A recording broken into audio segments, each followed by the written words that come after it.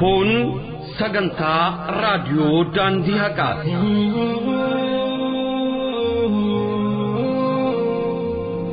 Sagantaan raadiyoo daandii haqaa torbanitti guyyaa 5 kan isiniif dhiyaatu yommuu ta'u, afaan Oromoon guyyaa 3 roobii kamisaaf sanbata. Sagantaan afaan Amaaraa guyyaa 2 kibxataa fi jimaata isiniif kan tamsaatudha. Raadiyoon daandii haqaa sagalee hawaasa musliimaa bal'aati. Kun sagantaa raadiyoo daandii haqaati.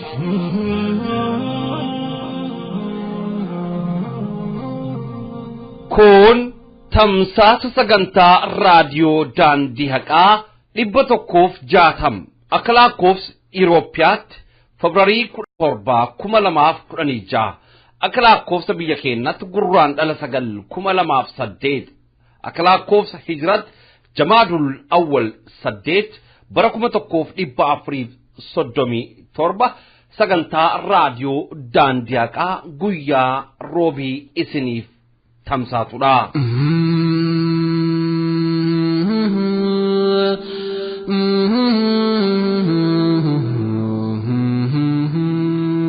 بسم الله والصلاة والسلام على رسول الله صلى الله عليه وسلم. الحمد لله رب العالمين. كما جمتوتا في الأجيب فتوت هردفتوت سكنتا الراديو داندي هكا. السلام عليكم ورحمة الله وبركاته. Nagaan keenya jaalalaa fi kan kabajaa bakkuma jirtanitti qilleensarraan isin haa dhaqqabdu. Akkam jirtu jaalatamtoota hordoftoota raadiyoo daandii haqaa. Eeyyen gootota keenya kan mootummaa abbaa irreedhaaf harka hin kennannu jettanii mirga keessan kabajsiisuudhaaf rasaasaaf laphee keessan kennitanii gootummaadhaan qabsootiin dhinsaa jirtan. Kan bahaaf dhiha biyyattii keessatti argamtan, kan kaaba kibbaan argamtan. Gootowwan keenya barattootaaf barsiisota karaa qabsoo jalqabee irratti aarsaa kafalaa jirtan. Kabajaaf jaalalli isiniif qabnu bikka jirtan hundatti isin haa dhaqqabu. Akkam jirtan nageenyi keessan badhaadhaa, daadoo, babaaroo, namaa sa'ii keessan nagaa, diqqaa guddaan nagaa, ardaan keessan nagaya, qe'een keessan nagaa, aafinaa, fayyaaleeyyii, nageenyi keessan qixxee. Yooyaa jennee harka fuune. Egaa kabajamtoota dhaggeeffattoota keenya sagantaa keenya kan guyyaa har'aa kan raadiyoo daandii haqaa amma jalqabuuf jenna. Eeyyen sagantaawwan keenya osoo hin jalqabiniin dura obboleettii teennaa aslii Oromiyaan akkiisiin keessa oolte dhiheenna kan haala ajaa'ibaati. Dargaggeeyyii fi qeerroon gootummaan isaan argisiisaa jiran. Mootummaa abbaa irree kana dura dhaabbatanii qabsoon isaan gaggeessaa jiran kutannoof murannoon isaan argisiisaa jiran kan nama ajaa'ibuuf nama dinqisiisudha. Haalawwan jiran kan akkamiin hordofaa turte mee maaltu sitti dhaga'e gabaabbinaan gama sagantaa keenya beeksisutti osoo hin seeniin. Wanti natti dhaga'ame uummata Oromootiin baay'ee isiniin boone baay'ee jajjabaadha. Rabbis isin bira haa jiraatu. Wanni na dinqe tokko qabsoon fincila diddaa gabrummaa kun erga eegalee ji'oota 3 deemee jira. Qabsoo marsaa 1ffaa, 2ffaa, 3ffaa jedhanii kun ka 3ffaati. Asiin dura Hamzaa yeroo sabhimaalee addunyaa irratti yoo naallu naannoo Arsii kanarraa sochiin baay'een hin jiru tokko takka malee jedhame. Amma kan yeroo kana torbee kana keessatti eegale dhuguma na ajaa'ibee uummanni Oromoo ummata nama nyaataa bineensa wayyaanee sanii utuu waa takka hin sodaatini qawwee isaan itti dhukaasaa jiranii itti deemuudhaan usuu nafse ofii hin jaallatin itti adeemanii bilisaan uf bulchina biyya keenya asiin booda hin nyaatamnu jedhanii bakka tokkotti alaabaa isaaniis fannifatanii lafeen isaanii ka irraa fudhatamis deeffatanii qooddachaa akka jiranii fi dhugaatiin jedha an Oromoo ta'uu kiyyatti akkaattiin boone akkaattiin gammade takka booyinaan jetti takka gammadinaan jetti walumaayyuu na harkaa wal keessa dhahee miirri kiyya garuu Oromoo kiyyatti baay'een gammade baay'ee isaaniin ajaa'ibsiifadhe rabbi isaan duuka haa jiraatu isinin jaallanna nutis namoonni biyya alaa jirru hamma dandeenyen waan qabnuun yeroo keenyaan maallaqa keenyaan isin duukaa dhaabbannaa nu jajjabaadhaa nu jiraadhaa bilisummaan dhihaattee jirti. Balbala bilisummaa afoo dhaabattanii jirtani. Saaquu qofatu isinii hafeen jedhani uummata Oromootiif galatoomaa isiniin boonee jira isin jaalladha saba kiyyaan jedhan. Eyyen hawaasni keenya murannoof kutannoon isarraa mul'atu tuffiin inni qaamota mootummaa abbootii irree kanaaf qabu kan nama ajaa'ibuudha. Gootummaan isaa kan nama dinquudha. Fakkeenya nama hedduuf kan ta'edha. Qabsoon dhiyeenya kana geggeeffamaa jiru kunin. Eyyen bilisummaan injifannoon kalooftee fakkaatti. Rabbiin ummata keenyaan waa dhaabbatu dhiiga nama keenyaa dhangalaa'ee akkasitti akka laayyootti kan badu osoo hin ta'in kan injifannoon ummanni keenya mirga abbaa biyyummaaf mirga amantii isallee itti goonfatu Rabbiin haa taasisu. Dhiheenya kana Oromiyaan maal keessa oolte sagantaa odeeffannoo keenyaa guyyaa har'aa keessatti keessa marmaarree jalqabaa hamma galgala guyyaa har'atti waan keessa oolame sagantaa qabannee isiniif dhiyaannee jirra. Obboleettii teennaa Aslii sagantaa keenya guyyaa har'aa keessatti qophiin jiran maal faadhame sagantaa oduun ala. Akkuma barame oduutti aansuudhaan cunqursaan biyyaalessaa sochoosaa qabsoo keenyaa tahe itti fuufa kan jedhu ibsa sagaleen keenya haa dhagahamuu baatan isarrattis gabaasa bal'aa qabna. Qophiin qalamaa diraamaan daboolame jedhu kutaan jahaffaa isatti aana. Kan biraa immoo turtii Profeesar Muhammad Abbaa Jabal Xaahiroo wajjin gaazexeessaan keenya Hamzaa Booranaa taasisee fi inni xumuraa immoo gaaffiif deebii kutaa 8ffaadha. Walumaa galatti sagantaan keenya har'aa kana fakkaata Hamzaa. Maarreegaa dhageeffattootaaf kabajamtoota hordoftoota keenya sagantaawwan kanneen hunda qindeessinee qabannee gama keessanitti dhiyaannee jirra. Nu dhufnee jirra. Nu simattu isin nu simannaan wantoota kana hunda gama keessanitti dhiheessina. Gurraaf qalbiidhaan nu duka bu'aa nu hordofaa isiniin jenna. Sagantaa keenya kanarraa barnoota argattu hubannoo argattu jennee abdii guddaa qabna. Sagaleen keenya haa dhagaamuun ibsa baasanitti jira. Mootummaan wayyaanee yeroo ammaa kanatti shiira koree keenyaa irratti xaxaa jira. Shiira inni xaxaa jiru kan cabsuudhaaf uummanni keenya tokkummaadhaan ka'uudha qaba. Uummanni keenya hubannoo gahaa argachuudha qaba. Odeeffannoowwan gama mootummaatiin dhiifaman sabaa himaalee gaazexaaf miidiyaa isaa kijibaa irratti inni olola isaa oofu kan osoo hin fudhatin koreen keenya koree keenyadha. Koree keenya kaleessa fillee har'as isaan amiirota keenyadha. Isaan dhageenya. Isaanis kunoo ergaanuuf qaban. Isaanis dhaamsanuuf qaban. Mootummaan abbaa irree maqaa isaanii yakkuudhaaf deemaa jira. Yakkasaa kana itti baratamee jira. Hawaasnis ni beeka. Kana ilaalchisee sagantaa oduu booda ibsaa bal'attu jira. Isas qabannee ni dhiyaanna. Sagantaawwan keenya hunda dura kan dursu sagantaa oduuti. Sagantaawwan guyyaa har'aa kan qindeessinee isiniif geggeessinu ana obboleessa keessan Hamzaa Booranaa fi anis Aslii Oromiyaati. Egaa dhaggeeffattoota keenya kabajamoo oduu wajjin turtii gaarii isiniin jenna.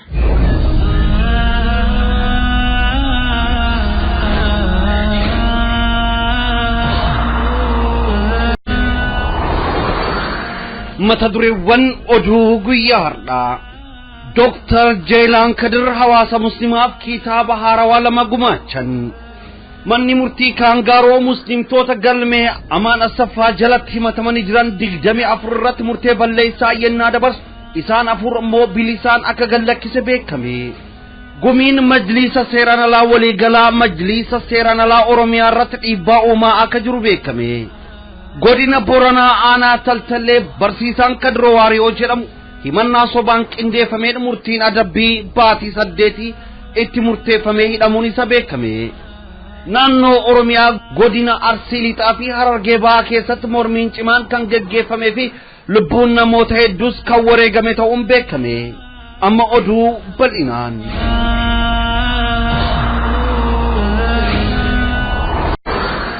Dr. Jeelaan Kadir hawaasa muslimaaf kitaaba haarawaa lama gumaachan. Biyyattii keenya keessatti yeroo ammatti ulamaa'ota ni jiran jedhaman keessaa adda durummaan kan waamaman Dr. Jeelaan Kadir kitaaba hawaasa muslimaaf akkaan barbaachisaa ta'an lama yeroo murteessaa keessatti maxxansiisan. Kitaabonni kun lamaan inni tokkoffaa wantoota haarawaa diini keenya irratti uumaman bid'aa fi inni lammaffaa Asmaa'ul Husnaa maqaa Rabbii fi amaloota isaa irratti barreessanii xumuruun torbee darbe kana keessatti hawaasaaf gabayaarra oolchaniiru. Dr. Jeelaan kanaan dura mata dureelee adda addaa gubbatti kitaabota hawaasa musliimaa fayyadan kan dhiyeessan yommuu ta'u dhiheenyatti kitaabni isaan gama hawaasatti dhaqqabsan kan Al-Qawaa'idul Muslaa fi Asmaa'illahil Husnaa kitaaba Sheikh Useymin bal'inaan kan hiikaatti kennan yommuu ta'u akkasumas kitaaba Faslul Maqaal fi Haqiiqati Bid'aa kitaabota jedhaman kan lameen kan murteessoo ta'an kan yeroo wajjin deemu keessumattuu dhimma bid'aa irratti kan joonjo'aa jiran ahbaashotaa fi kan dhimma bid'aa fi Asmaa'ul Husnaa irratti dogongora isaan kaasaniif kitaaba hubannoo gaarii qabsiisu akka ta'e himamaara. Dr. Jeelaan yeroo ammatti magaalaa Finfinnee naannoo Ayyer Xeenaa Masjid Ansaar keessatti barnoota yookaan darsii dhaabbataa kennuun hawaasa musliimaa kan tajaajilaa jiran yommuu ta'u kitaabonni maxxanfaman lamaan naannoo Masjid Anwaar kan jiru mana kitaaba Al-Aqsaa akka argamu beekameera. Kitaabota hawaasa musliimaaf murteessoo lamaan kana dhimmoota bid'aa fi Asmaa'ul Husnaa irratti hubannoo guddaa qabsiisan kana obboleewwan keenya humna qabdan bitaa gara baadiyyaatti erguun darasoonni akka qaraan taasisuun shiira ahbaashotaa akka dhaamsisan akkasumas kan beekumsa qabdan afaanota adda addaatti hiikuun namoota afaan arabiffaa hin beekne akka fayyadan ergaa keenya dabarsina. Rabbiin subhaanahu wa ta'aala Dr. Jeelaan umrii isaanii akka nuuf dheeressuu fi kana caalaa hawaasa isaanii akka fayyadan rabbii dubbii keenya haa kadhannu. Manni murtii kaangaaroo muslimtoota galmee Amaan Asaffaa jalatti himatamanii jiran 24 irratti murtee balleessaa kan dabarsee fi obboleewwan keenya afur immoo bilisaan kan gallakkise ta'uu beekame. Gaazexeessaa Solomoon Kabbadee dabalatee muslimtoota galmee Amaan Asaffaa jalatti himataman 24 irratti manni murtii kaangaaroo wiixata gurraandhala 7/2008 balleessaa irratti kan muree fi isaan afur immoo bilisaan akka gallakkifaman murtee kennuu isaa maddeeni kennanuuf gabaasanii jiru. Manni murtii kaangaaroo muslimtoota qulqulluu kana irratti himannaa sobaatiin mootummaa islaamaa dhaabuuf socho'anii jiru dhaabbilee shororkeessitoota biyya alaa jiran waliin hariiroo uumuun mootummaa islaamaa dhaabuuf socho'aa turaniiru jechuun himannaa dharaa irratti banuun yeroo dheeraaf mana murtiitti deddeebisaa erga tureen booda hunda isaanii irratti murtee balleessaa irratti dabarsuun himatamtoonni ragaalee ittisaa akka dhiyeeffatan gochaa akka ture ni yaadatama. Musliimoonni qulqulluun kunis murtee balleessaa isaan irratti murame mormur ragaalee ittisaa qulqullummaa isaanii mirkaneessan 1,500 ol dhageessifataa turanis manni murtii kaangaaroo ragaalee ittisaa isaan dhiyeeffataa turan kuffisuun dhaddacha guyyaa wiixataa gurraandhala 7/2008 moggaafamee oole irratti irra deebi'ee himatamtoota 24 irratti murtee balleessaa yoo dabarsu obboleewwan afur immoo bilisaan akka ba'an murtee kan dabarse ta'uu beekameera. Himatamtoota afran bilisaan akka gallakkifaman murtaa'ee fi yeroo ammaa kanatti kan gallakkifaman tokkoffaa obboleessa keenya Saadam Abdurrahman himatama 19ffaa lammaffaa Nuuruu Muzayyin himatama 26ffaa sadaffaa Nuuraddiin Muhammad Abdallah himatama 27ffaa afraffaa Jamal Hasan himatama 28ffaa akka ta'an beekameera. Obboleewwan murteen badii irratti darbe ammoo tokkoffaa obboleessa keenya Amaan Asaffaa seera farra shororkeessummaa keeyyata afuraffaa murteen balleessaa kana irratti murame lammaffaa gaazexeessaa Solomoon Kabbadee seera farra shororkii keeyyata 7 lakkoofsa tokkoffaan murteen balleessaa irratti kan murame Abdul Fattah Sharif afuraffaa Muftii Muhammad shanaffaa Anwar Adam lammii Ameerikaa jahaffaa Ibrahim Abduu torbaffaa Ahmed Maammoo saddeetaffaa Sheekh Muhammad Nuur Abdallah saglaffaa Salahaddin Said Yusuf kudhanaffaa Hussein Roobaa 11ffaa Abdurrazzaq Sheekh Ahmed Hafiz al-Qur'an kanneen bakka isaan hin jirretti murteen badii irratti dabarfame tokkoffaa Idris Aliyyi lammaffaa Idris Ahmed sadaffaa Ibrahim Aya afraffaa Muhammad Ahmed shanaffaa Angaasuu Hussein jahaffaa Yazid Jamal torbaffaa Ibrahim Yusuf saddeetaffaa Jaafar sagalaffaa Abduu Ali kudhanaffaa Abdurrahman Bilal 11ffaa Ahmed Muhammad akka ta'an beekameera. Manni murtichaa dabalataanis musliimoonni murteen badii irratti murame iyyannoo abbaan alangaa himanna itti jabeessu dhageeffachuu barbaadna jechuun yaada waan kennaniif manni murtichaa iyyannoo abbaa alangaa himannaa jabeessuuf iyyeeffachuuf gurraandhala 16 beellama jijjiiramaa akka qabe beekuun danda'ameera. Dhaddacha guyyaa wiixataa moggaafame gubbaa irratti fuula obboleewwan keenya musliimtota bilisa jedhaman irratti gaddi kan mul'atu yommuu ta'u kanneen murteen badii irratti murame garuu gammachuun fuulli isaanii kan ifaa ture ta'uu hirmaattonni dhaddachaa nuuf gabaasanii jiru. Gumiin majlisa seeraan alaa waliigalaa majlisa seeraan alaa Oromiyaa irratti dhiibbaa uumaa akka jiru beekame. Gumiin majlisa seeraan alaa waliigalaa karoora imaamota masgiidota guutuu biyyattii keessa jiran imaamota abaashitiin geeddaruu qabatee socho'aa jiraachuu isaa kan beekamu yommuu ta'u karoora kanas majlisni seeraan alaa Oromiyaa hojiirra oolchuu sababa jedheef majlisni seeraan alaa federaalaa dhimma kana irratti majlisa seeraan alaa Oromiyaa haasofsiisa fi akeekkachiisaa akka jiru maddeen gabaasan.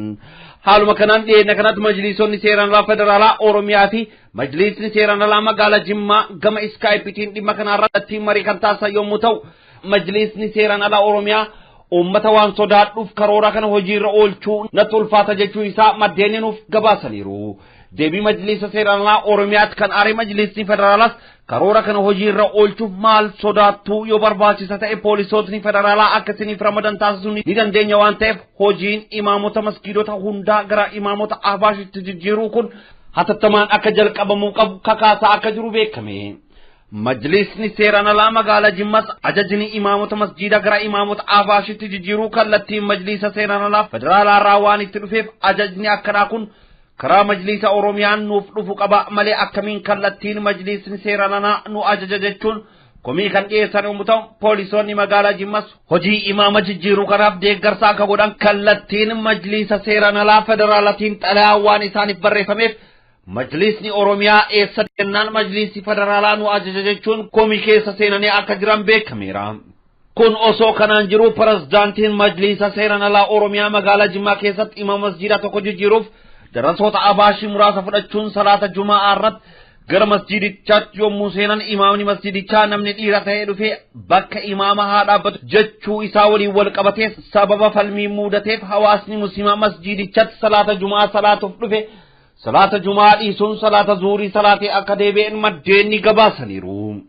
Hawaasni musliimaa guutuu Oromiyaa keessa jiru shiira imaamota masjiidaa gara imaamota abaashitti jijjiiruu kan majlisa seeraan alaa federaalaa fi jala deemtuu ishee waliin wixinamee hojiirra ooluuf deemu kana dammaqinaan hordofuu akka qabuu fi hawaasichi masgiidota isaa eeggachuu akka qabu waamicha keenya cimsinee dabarfanna. Godina Booranaa aanaa Taltalleetti barsiisan Kadroo Waariyoo jedhamu himannaa sobaan qindeeffame murtiin adabbii baatii 8 itti murteeffamee hidhamuun isaa beekame. Naannoo Oromiyaa godina Booranaa aanaa Taltalleetti mana barumsaa qophaa'inaa keessatti barsiisummaan kan tajaajilu barsiisaa Kadroo Waariyoo itti gaafatamaa waajjira dhaabaa aanaa Taltallee obbo Kaasaawun Ascannaaqii himannaa sobaa irratti qindeessuun mana murtii kan gaaroo mootummaa aanichaatiin adabbii baatii 8 akka irratti murteessise maddeen gabaasan.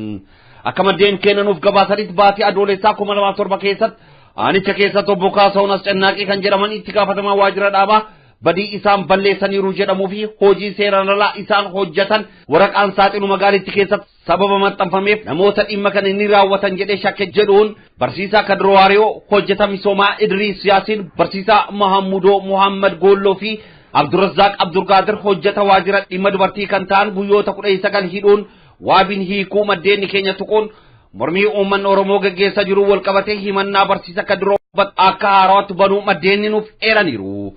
Himannicha bifa haarawaatiin akka sochoosanuuf sababa kan ta'e akka maddeen keenya gabaasanitti barsiisaan Kadroo Waariyoo mana barumsaa barsiisuu keessatti barattoonni ajjeecha barattootaa fi hawaasa Oromoo hordofee gadda isaanitti dhaga'ame ibsachuuf alaabaa gad buusuun hidhuunii fi mormii irratti hirmaatuu isaanii fi sochii barattoota kana keessatti harka keetu jira jechuun waamuun qorannoo irratti gaggeessanus wanti an beekuun jiru an barsiisadhaa hojiin koo barsiisudha jedhee deebisuu isaatiin wantoonni kunniin walitti dabalamanii tarkaanfii isaa irratti fudhatan akka ta'e maddeen gabaasaniiru. Barsiisa Kadroo Waariyoo irratti namoonni sobaan ragaa bahan tokkoffaa himannaa sobaa banuun booda irratti ragaa abbaa alangaa ta'uun kan dhiyaate itti gaafatamaa waajjira dhaabaa aanaa Taltallee obbo Kaasaawun Ascannaaqii lammaffaa ragaa sobaa kan ta'e duraan konkolachiisaa waajjira mootummaa kan ta'ee fi kan hojii irraa ari'ame Qaaddii Jaatanii kan jedhamu hojiitti si deebifna jechuun kan akka ragaa ba'u godhamee fi obbo Qaaddiinis yeroo inni waraqaa san maxxansu hin garuu maxxanseera jedhee naaf himeera jechuun ragaa sobaa baheera.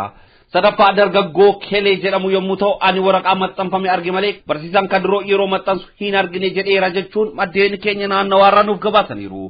Barsiisaan Kadroo Waariyoo yeroo ammaa kanatti mana hidhaa godina Booranaa magaalaa Yaaballootti akka argamu beekameera.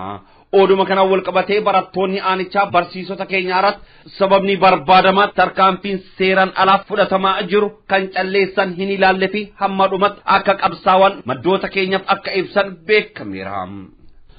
Naannoo Oromiyaa godina Arsii Lixaa fi Harargee Bahaa keessatti mormiin cimaan kan geggeeffamee fi lubbuun namootas kan wareegame ta'uu beekame. Naannoo Oromiyaa godina Arsii Lixaa Gurraandhala 2008 guyyaa dilbata magaalaa Ajjee bakka Korbeessa jedhamu irraa gara Shaashamanneetti misirroon osoo sirba qabsoo Caalaa Bultum sirbisiisaa deemanuu kanuma hordofee poolisoonni magaalittii dhukaasa konkolaataa banoon goommaa konkolaatichaa dhoosuun namoota 4 kan maqaan isaanii Shuumii Nageessoo, Roobaa Jiloo, Habtaamuu Fayyisaa fi Guddataa Tashite jedhaman rasaasaan rukutuun kan madeessan ta'uu beekameera. Hawaasni magaalaa Ajjee tarkaanfii suukanneessaa qaamonni gara jabeeyyii mootummaa ijoollee isaanii irratti fudhate kan hordofee aarii isaanii ibsachuuf borumta isaa gurraandhala 2008 guyyaa wiixataa mormii cimaa kan dhageessisee fi mormii isaa kanarrattis qaamonni gara jabeeyyii tarkaanfii kan hawaasaa irratti fudhatanii fi hawaasnis qaamota gara jabeeyyii dura dhaabbatee kan ifirraa ittise ta'uu maddeen gabaasaniiru. Guyyaa wiixata kana humni waraana agaazii uummata oliif gad ari'aa kan oolee fi waajjiraaleen hundi cufamanii kan turee fi uummanni gara gaaraa kan baqataa turee fi konkolaataan akka oliif gar socho'u kan hin qabne ture maddeen keenya jedhan agaaziin nama 2 Fillicaa Waariyoo fi Usheexxoo Nageessoo obboleewwan jedhaman kan ajjeese yommuu ta'u qaamota gara jabeeyyii mootummaa irraa namni lakkoofsaan 8 hamma 10 ta'u ajjeefamanii gabaasaniiru. Guyyuma wiixataa gurraandhala 2008 aana shaala magaalaa Ajjeetti mormiin ka'e gara gandaa Sanbatee Sinqileet kan dhaqqabee fi mootummaan mormii jaba kana dhaabuuf nama ajjeesanus mormiin kan dhaabbachuu didee ta'uu isaatiin qaamonni mootummaa wanta godhan dhabanii hawaasa amantiidhaan walitti buusuuf yaaduun mana amantii kiristaanaa naannawaa gubbaatti argamu diiganiiru jechuun maddeen nuuf gabaasaniiru.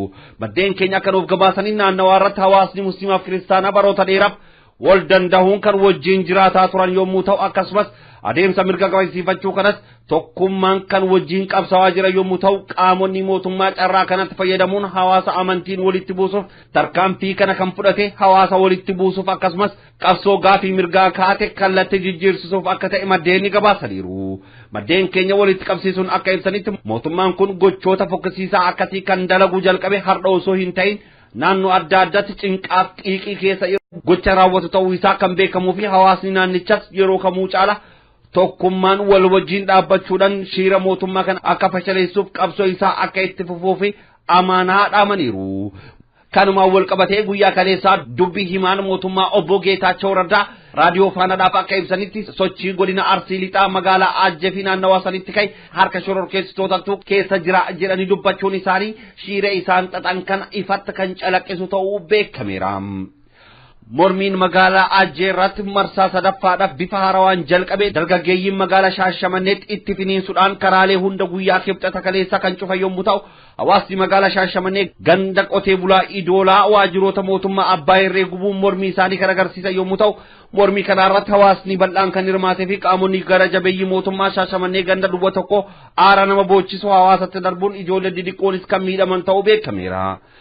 Fakkaatuun mormiin galgala kibxata guyyaa kaleessaa godina Arsii Lixaa magaalaa Qoree keessa kan gaggeeffamee fi magaalittiin dhukaasa fi iyyaansaan unkurama kan turtee fi dargaggeeyyiin waajjiraalee mootummaa hedduu kan guban ta'us beekameera.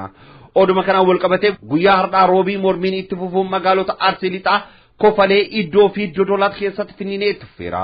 Mormii guyyaa har'aa gubbatti magaalaan Kofalee seensaaf ba'aa isheen karaan cufamee kan oolee fi qeerroon alaabaa aboo qabatanii magaalaa keessa marmaaraa kan turan yommuu ta'u waajjiraalee mootummaa hamma 3 qaban kan guban yommuu ta'u istoorri yookaan kuusni madaabaraa yookaan xaa'oo uuniyeen jedhamus kan gubate ta'uu maddeen eeraniiru. Tarkaanfiin suukanneessaa dargaggoota irratti agaaziin kan fudhatamee fi namoonni hedduun kan reebamanii fi qaamonni agaazii nama 5 kan ajjeesanii fi hedduu kan madeessan ta'uu beekameera.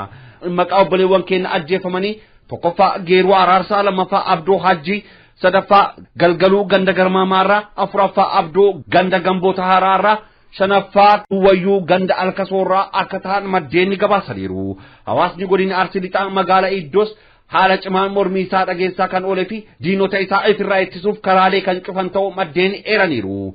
Kanumaan wal qabatee lafti qonnaa Serrooftaa fi Goofar kan dhiyeenya kanatti pirezidaantii Jibuutii Umar Gulee kenname mormitoota waabee fi eddoorraa hiriiran dhaqaniin barbadaa'ee akka oole maddeen gabaasaniiru. Godina Arsii Lixaa magaalaa Shaashamannee keessatti guyyaa har'aa sa'aatii 10:00 uummanni ganda Idoolaa Burqaa mormii guddaa dhageessaa kan turee fi karaa gara ganda isaanii geessu guutumaa guututti cufanii kan oole ta'uu beekame.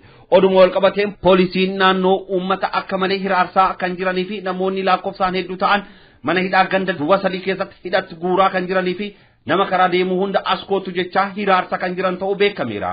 guyyaadhaa uummanni ganda abbaaroo galgala kana dhufe magaala Shaashamannee seenee mormii guddaa kan dhageessee turee fi buufata poolisii gaba sadii gooxii afurii ibiddaan gubanii barbadeessan maddeenni keenya jedhan humni waraanaa dhukaasaa irratti badeen uummata 10,000 ga'u humna dabalataa magaala hawaasaa irraa argataniin gargaaramuun of duuba hawaasa akka deebisan maddeenni gabaasanii fi uummanni ol garagalee naannoo ganda iddoo Laburqaa keessatti walitti qabamee akka jiru nuuf gabaasaniiru. Mormiin marsaa sadaffaa godina Arsii Lixaa keessatti cimee itti fufuudhaan finniinee gara magaalaa Dodolaa dhaqabee yommuu ta'u guyyaa har'aas saa 10 walakkaa irraa jalqabee mormiin cimaan kan gaggeeffamee ture yommuu ta'u humnoonni gara jabeeyyii mootummaa agaazii fi koorri bittinneessaa Oromiyaa hawaasaa irratti dhukaasa banuun namoonni 4 rasaasan rukutamanii yeroo ammatti hospitaala Madda Walaboo keessatti kan wal'aanamaa jiran yommuu ta'u maqaan isaanii Ziyaad Amaan yookaan Ziyaad Bukuluu ganda Bariisaa irraa lammaffaa Saadiq Koree sadaffaa Kadir Qaasimii fi afuraffaa Alimuddin Amaan ta'uu beekameera. Mormii magaalaa Dodolaatti gaggeeffame kan hordofee daandii gara magaalaa Dodolaa seensisu magaalaa Hiraaroo biratti riqicha Mariiboo irra jiru cufamee jira jechuun maddeen kan gabaasanii fi konkolaataan agaazii fe'ee Dodolaa rukutuuf deemu akka hin ceene fi tarkaanfiin fudhatamee jira jechuun maddeen gabaasaniiru. Bifuma wal fakkaatuun guyyaa kaleessaa gurraandhala 16,2016 mormiin itti fufuun godina Harargee Bahaa magaalaa Guraawwaa keessatti kan itti fufe yommuu ta'u humnoonni agaazii namoota 2 akka ajjeesanii fi namoonni biroos akka madaawan beekameera. Namoota 2 guyyaa kaleessaa qaamota gara jabeeyyii mootummaan ajjeefaman keessaa magaalaa Guraawwaa keessatti haadha keenya umrii 60 addee Juwaara Muusaa fi kan ganda Caffee Jannataa keessatti ajjeefame immoo dargaggoo Aadam Mohammed Abdallaa akka ta'an maddeen eeraniiru. Roobii guyyaa har'aattis aana Guraawwaa Araddaa Oromiituu keessatti humnoonni gara jabeeyyii agaazii qonnaan bultoota 2 ajjeesuun isaanii beekame jira. Qonnaan bultoonni kunis Maadii isaanii fi Saafi Ibroo kan jedhaman ta'uu beekameera. Aana Guraawwaa Araddaa Dorrobaa bakka kaleessa dargaggoon Aadam Mohammed Abdallaa itti wareegametti uummanni fata poolisii fi iddoo dargaggoon Oromoo itti hidhamee jiru qotee bulaan jumlaan baanii ibiddaan gubanii akka jiru maddeen eeraniiru. Mormiin itti fufuudhaan guyyaa har'aa godina Booranaa magaalaa Bulee Horatti hawaasni magaalaa osoo manatti nafin mormi cimaa karaa irratti bahuudhaan dhageessaniiru. Akkasumas godina Shawaa Bahaa aanaa Adaamii Tulluu magaalaa Jiddoo Kombolchatti mormiin cimaan hawaasa bal'aa hirmaachise gaggeeffameera. Guyyaa har'aa gurraandhala 9,2008 godina Shawaa Lixaa aanaa Gindabarat magaalaa Kaachisee keessatti barattoonni mana barumsaa sadarkaa 2ffaa Kaachisee akka mormii dhageessuu eegalanii wayyaaneen boombii harkaa mana barumsaa keessatti kan darbattee ta'uu fi barattoota reebaa akka turan maddeen eeraniiru. Akkasumas guyyaa har'aa godina Horoo Guduroo Wallaggaa aanaa Ammurroo mana barumsaa sadarkaa 2ffaa keessatti mormiin cimaan kan geggeeffame ta'uu maddeen keenya gabaasaniiru. Kabajamtootaaf dhageeffattoota keenya oduun keenya guyyaa har'aaf qabannee isiniif dhiyaanne kana fakkaatu qophiiwwan hafan wajjin turtii gaarii.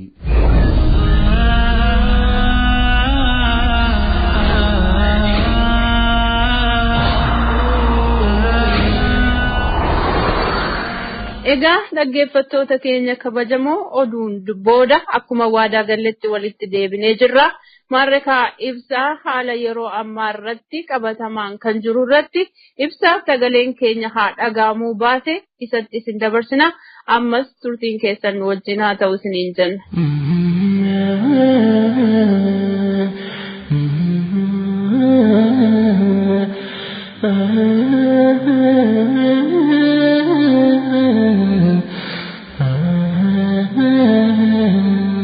Cunqursaan biyyaalessaa sochoosaa qabsoo keenyaa tahee itti fufaa.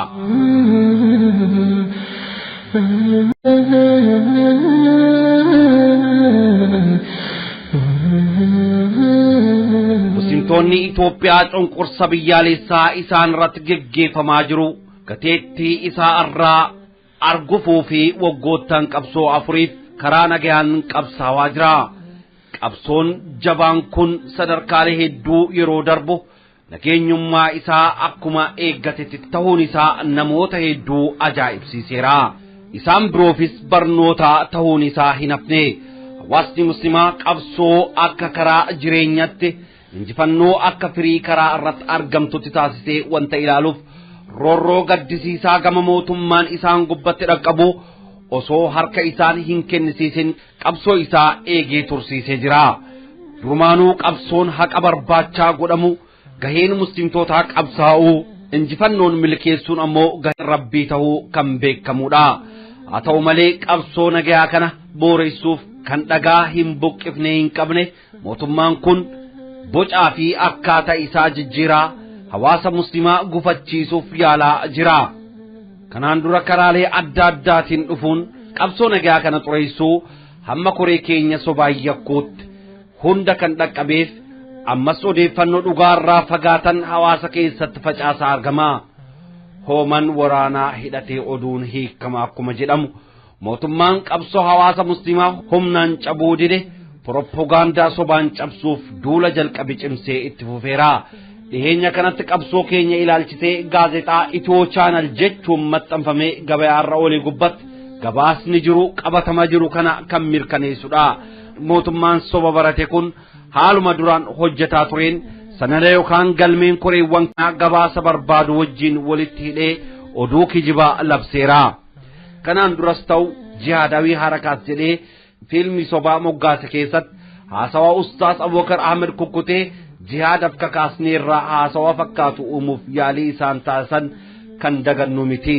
haa ta'uutii hawaasni muslimaa shiira akkasiin gowwoomfamuu irraa adeemsa ragaalee itti sassaabuu cimsee itti fufuun mootummaa fi likkoolee isaa kasaarsuun isaa mul'atameera. gaazexaan bahe kun koreen fala barbaadduu hawaasa muslimaa mootummaa dhiifama gaafachuuf kadhataa jiran jechuun gabaasni facaasan haamilee hawaasa muslimaa laamsheessuuf tokkummaa isaa cabsuuf hojii qindeeffame malee wanta biraa ta'uu hin danda'u. ragummaaf mallattoon koree walitti qabamee gaazexicha irratti maxxanfame barruu isaan jedhan wajjin walitti hidhataa takkas hin qabu.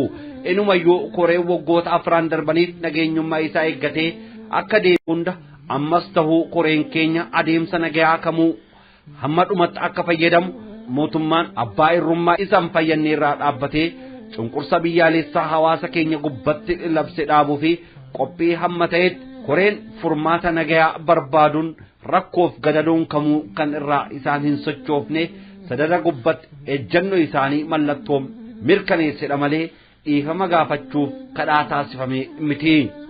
nageenyummaa qabsoo keenya ilaalchisee hubannoo dabalataa uumuu fi if duraaf fedhii rabbiitiin kan ilaallu ta'a. gaafiiwwan hawaasni muslimaa kaasanis tahee gaafiiwwan deebisuuf koree fi hawaasni muslimaa karaaleen ittiin deeman nagaa qabeessa seera qabeessa fi haqa qabeessa ta'uu isaaniitiin dhiifama gaafachuuf wanti takkas kan hin jirre ta'uu isaatiin koreen gama qaama kamiinuu akka dhiifamni gaafatamuuf haal dureen barbaadu takkas hin jiru.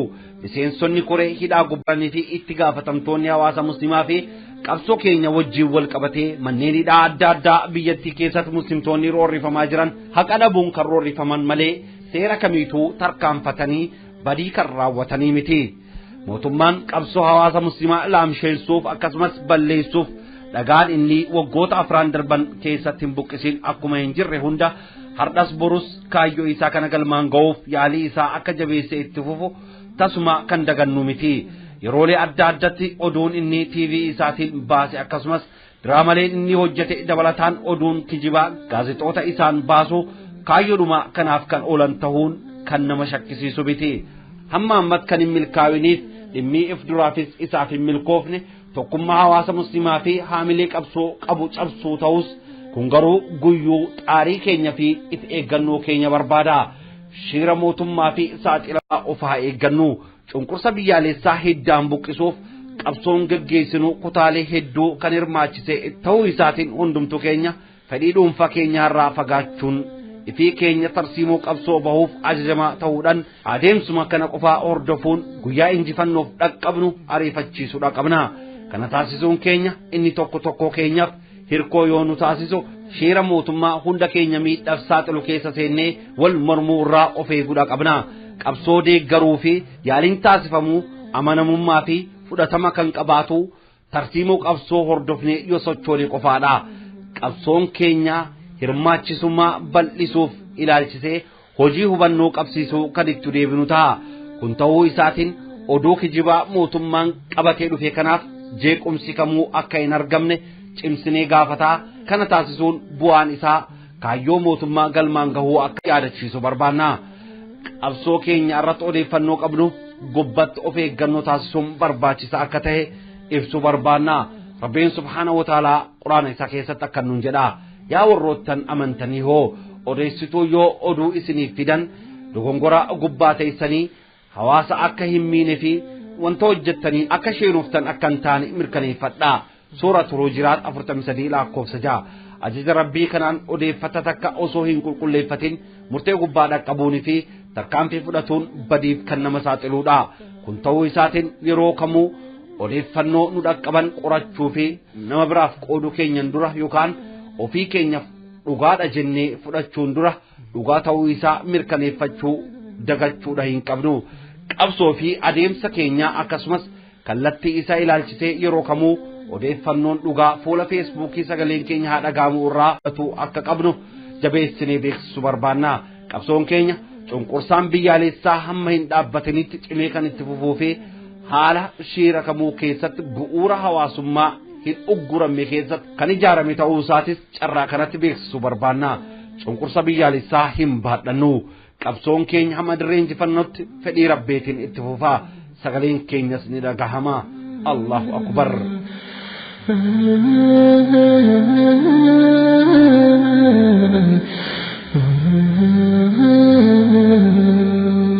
Din kan ke onu kabi ilahi akahariya dadafinu bidin asri ya Rabbi dokuma menu ijariya gofta gari menu gargari rahmaniya wadahu kezi burmaniya inuraburi dadafinu bidin asri ya Rabbi dokuma menu ijariya.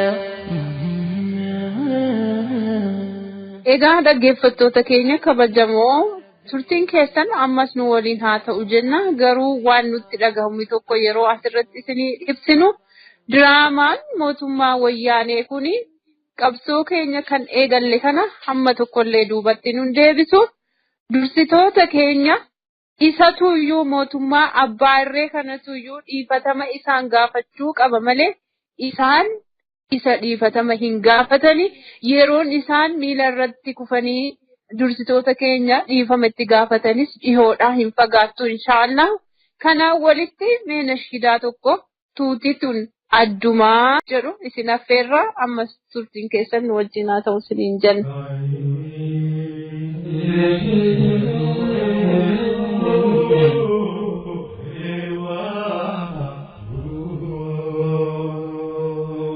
الدنيا انتو الخرفة وعدون دبرتي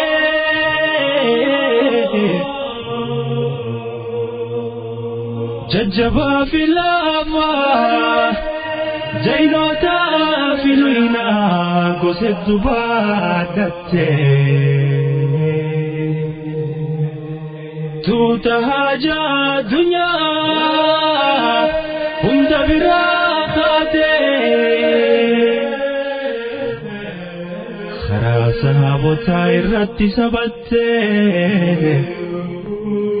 توتتما يوم نو الفكاتي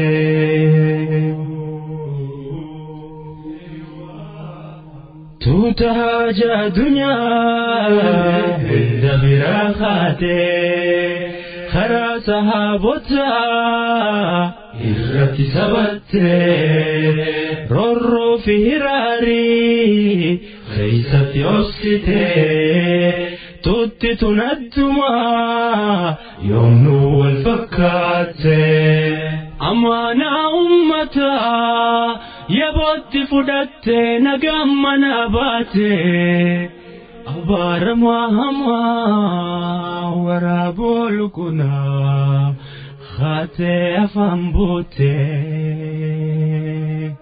بجيت كملي هدا في إرارسان ودررمتي فتنا دي فافجتي يوم ودبتي وندا ربي فجتشا الرد يوفسيتي وندا قويتا فجتشا irratti obsite wallahi nin kodhe ani tuutatana seenaa irratti malee jajjaboo akkana تكاهو هنجري خيساهو برنا فكرت جتشو نككنا وصوت ما فجنكان درسال لالتو فتنة ويانيدا وصوت جباتو مرقكي أفجتي هدار للبدي إسلام ما تنياف قيو الزبمتي إسلام ما تنياف قيو الزبمتي أكوان قودني هدا في نسريدان هدان قودساني نسوين تغمتادا أكوانا نورمتي درران لساني عدام فكيف من ناتا في ميداني أني منكيا أو فدي بلو خنين جروتياف كانني بولولو وما دبي دبي بلتي تفسدادي إساني نافجتشا هدمي هداتي دقدي وسما نافويا مكاساني دهو سنما كان فدي marree kabajamtootaaf dhageeffattoota keenya tuutti tun dhugumaan addumaa hardhas harka mootummaa keessa teessee ergaa gahaa nuuf dabarsaa jirti. Kijiba mootummaan isaan irratti hojjetaa jiru ifatti baasaa saaxilaa jiran. Hawaasni keenyas kijiba mootummaan qabatee deemaa jiru kan beekee akka of eeggannoo kallattii hundaan taasisuu dhaamsi darbee jira. Nus irratti deebinee ammallee dhaamsa dabarsina. Maashaallah obboleettii teen aslii kanatti aansuudhaan sagantaan keenya maali dhagaa? Kanatti aansuudhaan sagantaan keenya turtii ati Profeesar Muhammad Abbaa Jabal Xaahiroo taasisteedha. Mee walumaa galatti haaluma gabaabaan waa'ee maalirratti Profeesar wajjin turtii taasiste mee dhaggeeffattoota keenyaaf irraa xinnoo isii qunturiitii nuuf himi.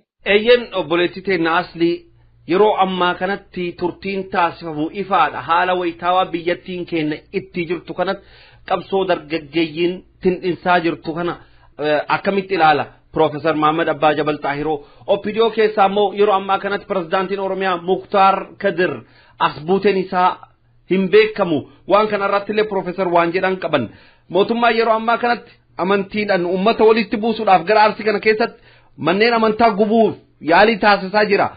Gochi kun hojiin kun hojii shororkeessitootaaf maankareessitoota jedhaa jira. Waan kanarratti immoo Profeesar ammallee waan jedhan qabu. Qabsoo uummanni keenya gaggeessaa jiru kanarratti haaluma walii galaadhaan dhaamsa guddaa dabarsan qaban. Kanaaf maar dhaggeeffattoota keenya bal'ina sagantaa kana wajjin eegee turtan wanta kanaa fi dabalata kana irraa argattan jedhaa abdii guddaan qaba. Hayyee kaa dhaggeeffattoota keenya kabajamoo obsaan nu caqasaatii barumsa irraa argattanii fi yaada irrattis qabdan yoo jiraate gara malleen yaaddota keenya itti nuuf ergitanii Facebookaaf WhatsApp keenyaan nuun gahaa isiniin jenna garuma qophichaatti isin dabarsa.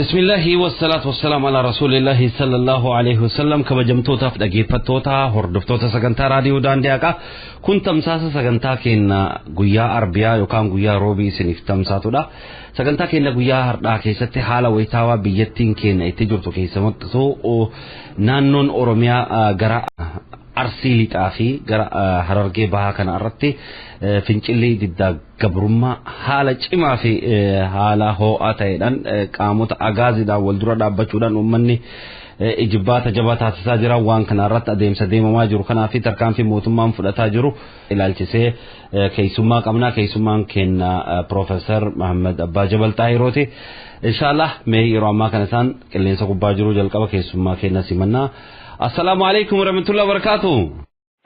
وعليكم السلام ورحمة الله وبركاته كم جبت الحمد لله رب العالمين كم نجيني برا فيا نجا كم سن ور في ورش نجا هلا كم نجا جبتني جديت إذا الحمد لله نجا فيا بروفيسور كجاري جرا baga jiraatanii sagantaa keenyaa irratti nu hayyamtanii nuuf dhiyaatanii hawaasa keenya biyya keessatti roorroo hedduu dhandhamaa jiruuf ergaa dabarsuudhaaf gama toora keenyaa nuuf dhiyaataniif hedduu isin galatoomfanna.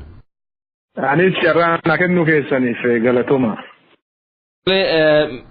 Haaluma jiruudhaan haaluma waliigalaatiin adeemsa amma deemamaa jiru kan haala dhiheennaadhaan hordoffii akka san taasisaa jirtanillee quba qabna argaa jirra gama toora feesbuukii keessan gubbaan ergaalee hatattamaa ariifachiisoo hubachiisa adda addaa kennaa jirtanii mee qabsoon marsaa sadaffaaf dhuhee gara Arsii lixaa fi gama Harargee baharraa ka'e kan akkamitti ilaalaa jirtan Profeesar?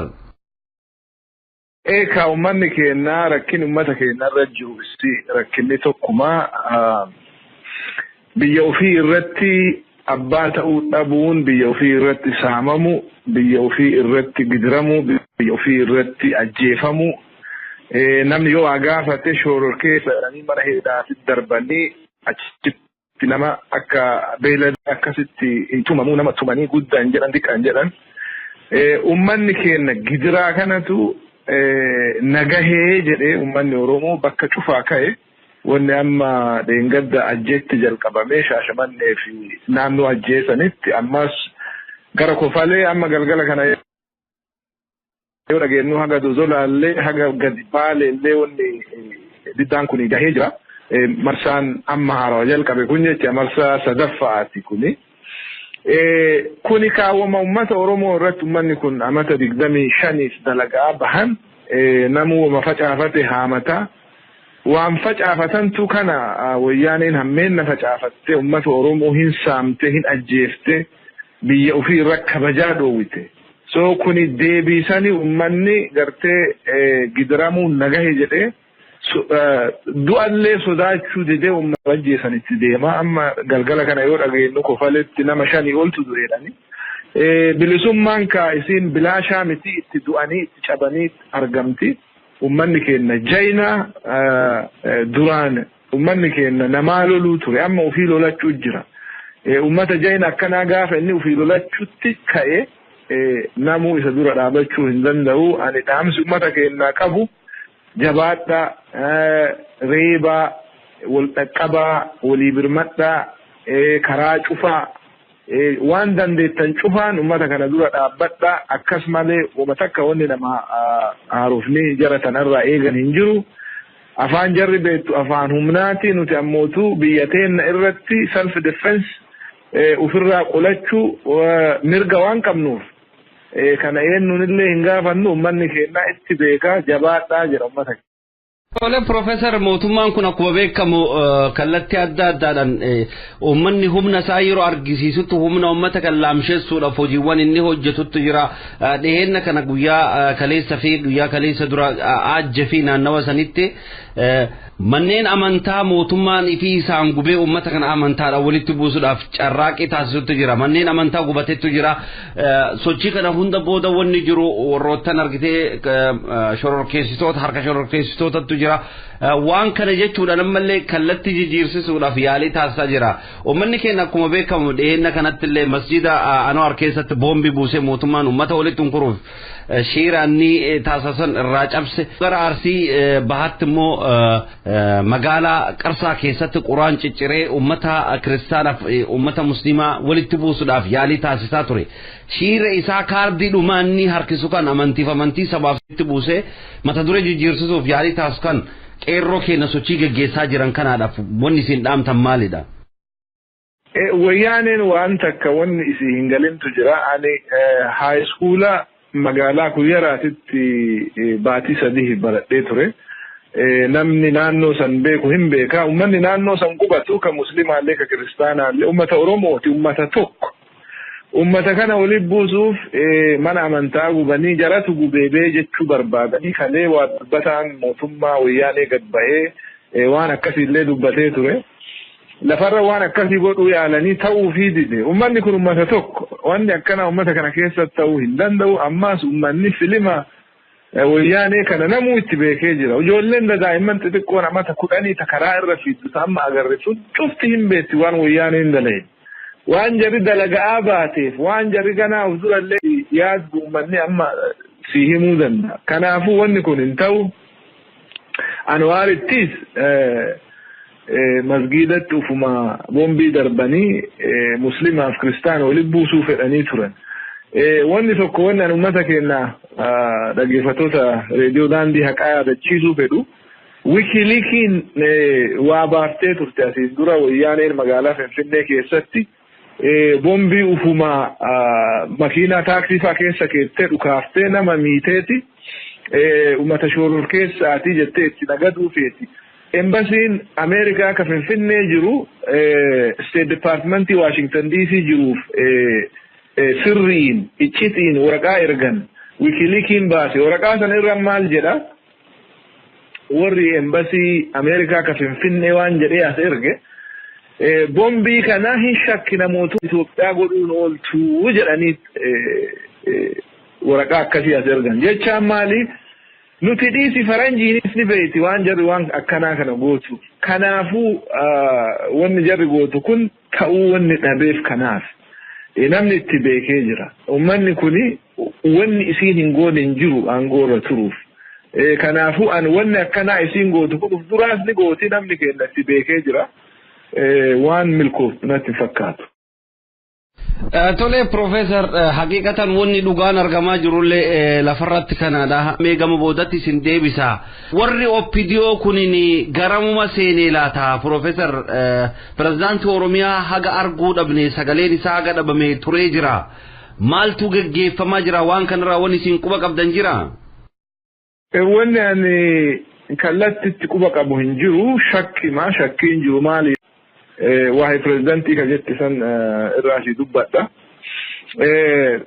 Muktaar amma haga dhabame bubbule shakkiin jiru maali wayyaaneen kanamuma akka akka gaarii dalaguuf kana numa shakkiti maaliif waan inni Oromoo ta'e waan inni gartee wayyaanee hin ta'iniif udumaa inni jaraa akka gaarii dalagu numa shakkitiisiin. So wanni hamiin jiru maali gaafa hiriirri akkana itti jabaate kana abbaa Tsahaayyeen fa'aa bahanii maal jedhanii jara abaaran bulchiisa gaarii dhabuutu ummata Oromoo akkana godhaa jedhan nutu waa balleessan jedhan deebisanii ummatuma jaraa ergamu kana abaaran. So wanni kun jala tanallee nama akkanu ammaas ilaallu kanaan itti dhagahama. Maybe waan akkasii mufannoo akkasii jira wanni jedhu hamiin ni jira. So namichi Muktaareessa jira namni gariin yaalaaf biyya alaa deeme jedha anamma information latest hin qabu warrummaan isaatu quban qabu ahliin isaa bakka inni jiru beekan. So wayyaaneen akka foyso ta dubartiin Oromoo yoo wanta loon itti aanan itti elman kana fossaniin yoo isiin gubattu hin darban. So akkuma foysooti kana madraa laayinii galfataniiranii akka Bakar Shaalee fa'aa xalayaa dadda akka yoo argitee jira beeku. So waan xiqqoo takka yoo irra argan jarri red flag xiqqoo yoo sirra argan sindiisan udumaati akkasii akka harreetti jara dalaydu si darban. So wanni akkasii illee dhufuun ni mala. Nama biroo ka bakka san buusan waan qabaniif kun foysoodha gubatee kan amma hunda darbanii ka biroo kan buusuu fedhan akka laalutti akkasi garuu ummanni keenya dhaamsi an warra oppidio kana dhawu maali Oromoo qofa jettanii uduun ta'in ufumaafuu waan jarritu nama gootu laala pirezidantoota Oromoo an maqaa ebaloo dheessin warra pirezidantii naannoo Oromiyaa turan cufaa waan jarri goote laala. Kana irraa baradha maatii keessaniif jedha warra keessaniif maqaa warra keessaniitiif jedha teettanii hin eegina isinillee akkanuma isin goote akkuma foysoo kana gaafa isin riddee gaafa isin gubattan hunda isin darbi kanaafuu ummata keessa wajji dhaabadhaa isiniin jedha jara sana akka ashkaraati jara sana dalaguu dhiisaa ummanni Oromoo didee jira ummata keessa wajji dhaabadhaa isiniin jedha. Tole mee Professor kallatti hundaan mootummaan kun dubbiin itti jabaataa jira kara kaanidha waa'ee amma mata muslima kana arratti immoo bifa haarawaadhaan immoo propaganda dharaa oofuu jalqabee jira. Qabsoo mata muslima kan humnaan cabsuu hin dandeenye tarkaanfii irra fudhatee cabsuu hin dandeenye amma immoo propagandaadhaan warroottaan koree dhiifama nagaafachuudhaaf xalayaanatti barreessan jechuudhaan kijiba ololaa jira. Yeroo amma immoo qabama kana keessatti koree hiikee xiqqoo gama ummata muslima kanarraa aara galfachuu barbaadetti immoo propagandaan inni kijibni inni oofu ka koreen gaafa inni mana hidhaa keessatti isaan tumaniitiyyuu waan inni jedhu kana amanuu didaniif har'a immoo maal barbaachadha propagandaa kana ka oofu. Ummanni kun sira kisaabeeta akka mootummaatitti ummata laaluu dandeessu tokko miti. Wanni jarri dalagan yoo ati argite akka gaangistaraati. Intala joornaalistii turtee mana hidhaa ati dhihoo kana baate waan isiin haasoyte tokko isaatu irratti usii godhan caqase. Maal jettee natti dhufanii mana hidhaati jette. Natuu balleesse jedhiiti si gadhiifnaa naan jedhan jette. Yoo ati didde dhagaye yoo ati didde takkaa'u Gumboot 7 takkaa'u onag takkaa'u maali jennee si kassafnaa Gumboot 7 siin jennaayyuu bas inni si wayyu maqaan sun Gumboot 7 yoo siin jenne naan jedhanii akka taphaatiin naa himanii jedhe. Guyyaa lamaan booda Gumboot 7tti jar jedhan san jedhanii na kassafanii. Ta'u manni kun dalagaa jiraattu akkana waan namni jedhin jedhe jedhan. Waan namni katabin isaa katabe jedhanii baasan. Ammaas under duress faranjiin jettu nama mana hidhaa jiru nama harka jaraa jiru jecha. Isa akkana jedhe. Isatu amane natu balleesse jedhe. Maali wanni jedhu jedhan wama ofii uuman malee waan bilisaan dubbate tokko namni mana hidhaa jiru keessaa namni mana hidhaa wayyaanee keessa jiru bilisaa miti. Wanni inni jedhees waan bilisaan hin jedhiniif uma takka ulfinan qabu jechaadha. Kunini movie jarri taphattu filima jarri gootu waan kana waggaa 25 gootu ummanni cuftuu itti beekee jira kan. Akkuma amma duratti gadda ajjeef Shaashamannetti mana amantii gubdee ebaluu gubeettee nama olii dhabuu feete sun amma dhiyoo kana ammoo haaraya waan dhagahe haawultii biyya keessa jiru haawultii haaromsiifna jedhanii birrii miliyoona 10 bajata baasan jira. Haawultoota san keessaa tokko haawultii Minilik jedhan. Asin aanolee fi haawultii Bakar Waaree ijaaran. Asin ammootuu yoo Oromoon itti jabaattu haawultii Minilik Oromoon akkam akka fiil gootuun beeka waa'ee Minilik kan. Amma haawultii Minilik haaromsiifnaa jedhan. Ummanni kun wambadeedha. Ummanni kun shiftaadha. Nama waliin dhabu wannummaan jarri dalaganuu waggaa 25 aangoorra taa'aniin kara guddaan nama waliin dhabu. Amma haawultii Minilik haaromsiifnaan warra Habashaa kana warra gartee Minilik Itoophiyaa maalii jedhu kana ufi as qabachuu fedhan. Suniis hin taaneef. Maalii fi warri akka Isaat warri reediyoo akka Washington DC irraa dabran ka afaan Amaaraa kun hedduun isii waan kana tapha wayyaanee kana waan quufaniif wanni kun hin ta'uu jedhanii dursanii waan himaniif kunis wama jarri dubbattee malee amma yeroo ammaa kana filimni akkasii hin dalagu kana ka jarri waan baratte namni amala ofii hin dhiisu adurree keessa adurreen bineensaa jetti Oromoon. Sanumatu amala san dhiisuu dadhabde malee akka hin ta'uuf akka hin taane illee argitee. Tole Professor Barakallahu fikum jazakumullahu khairan. Qabsoo biyya keessa ummanni Oromoo hagana geggeessu kana ummanni biyya san keessatti biyya Itoophiyaa jedhamtu sana keessatti ummanni hunduu mootummaa warra TPLF kana miidhaan guddaan irratti dhaqqabee jira. Akka ummata Oromoo kana kutannoon kaanii qabsaa'oo maaltu isaan dhorge ummanni kun miidhaan irratti hin dhaqqabneef moo qabsoo ummanni Oromoo geggeessaa jiru kan kallattii hundaan isaalleen silaa kahanii mootummaa kanarra yeroo dhiibbaa geggeessuu qabanitti ummanni Oromoo akkasitti cichee yeroo qabsaa'ootti ta'anii ilaaluun maaf barbaachise moo dhiibbattu isaan irratti hin dhaqqabin jechuun ni danda'ama. Dhiibbaa itti dhaqqabuu dhabeetii miti. Rakkina Itoophiyaa keessa jiru wanni kun jala sararee si mul'isa. Rakkinni Itoophiyaa keessa jiru keessaa waggaa 130 asa'antu sana haga gaafa Minilik dhufee gaara xiixaara qubate. Inxooxxoo jedhamaa jirteetti baaste san. Urgasanii wanni deemu jiru akkam propagandaan deemu jiru Oromoo dimanaayis gochuun Oromoo akka ummata badaa akka ummata biyya bad akka gartee ummata Itoophiyaa hin jaalanne godhanii waan kana waliin guddate ummanni afaan biroo haasa'u kun. Ati ummata afaan Amaaraa haasa'u qofaa miti bar. An haayiskuulii Arbaa Mincitti fite. Ummanni sun yaadni jara nama maraa miti ka ummata sayyoo jiru beekta. Namni hedduun yaaduma warri naftanyaa qabu kana qaban Oromoo irraa. Akkas yaada waan Oromoo yaadan ummata biyya balleessuuf deemu ummata nama biroo hin feene waan akkana wanni kun waggaa hagana reediyoo fi televizyiina Itoophiyaatti irratti dalaga ka deebiin argatin zamana san Oromoon reediyoo fi qabaachuu dhiisi reediyoo bitteetu waan namni caqasuu zamanan dandeenye. So wanni kun wanni irratti dalaguun waan jiruuf qabsoo ummata Oromoo kana hirrifatan irra. Freestyle ingoggogan.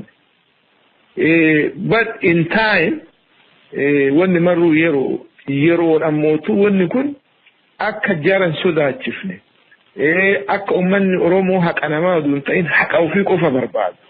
Yoo ummanni Oromoo bilisoome akka ummanni Muslimaallee bilisoome akka ummanni gosti biroollee bilisoome waan kana yeroon irra hingaan jedhee abdii qaba. Hagasiif ammoo ummanni Oromoo fiqaada namaa hin barbaadu. Mirga ofii deeffachuuf qabsaa'u karaan amma itti deemaa jiru kun karaa haqaati. Karaan biroo waan hin jirreef qabsooteen itti ciccinee ummata kana ofirraa kaafnee biyya bilisaa biyya walabaa tanamuu gartee keessa bilisoomu jaaruuf of dura deemuu qabna. Tole barakallahu fiikum jazakumullahu khairan kanuma wal qabsiisee wannan isanii jechuu barbaadu tokko akkuma san tuttanii ilaalchi kun keessatti calaqqisiisa sodaan kun wanni kun immoo akkuma sanbaanta waan irratti hojjetame fakkeenya walqaayitiin lafa Amaaraa haa deebi'u jechuu yeroo jedhamu namatti illee hin dhaga'amu bakka birallee akkasuma hin dhaga'amu fakkeenya ijoolleen dhaadannoo isaanii keessatti Oromoon ka Oromiyaati jechuu faa yeroo dhageessisan wanni kun maaliif jedhama jechuudhaan ka dubbatanii irraa riifatanuttu argama. Oromoon ka Oromiyaati jechuun dhaadannoon kun wanni inni irraati nama sodaachisu maaltu jira Profeesar? Takkallee hin jiran. Mareetizoota Itoophiyaa ka durii yoo laalte Brother Hamza biyyiti Noorzii biyyiti Tigreef Gondar ta ummataati. Biyyi Oromoo hoo ta Oromootii miti ta nama maraati. Laal ta Oromootii miti ta nama birooti. Gaafas ummanni kun maan dubbatin gaafa ammoo amma Oromoon haqatiyya hayxitiyya jedhu hirrifatan ta'een nutre Oromiyaa keessa ka qubatu majoritiin overwhelming majority ummata Oromooti. Lafti tuntiyya yoo Oromoon jedhe maal irraa qaanii qabaa hin qabu.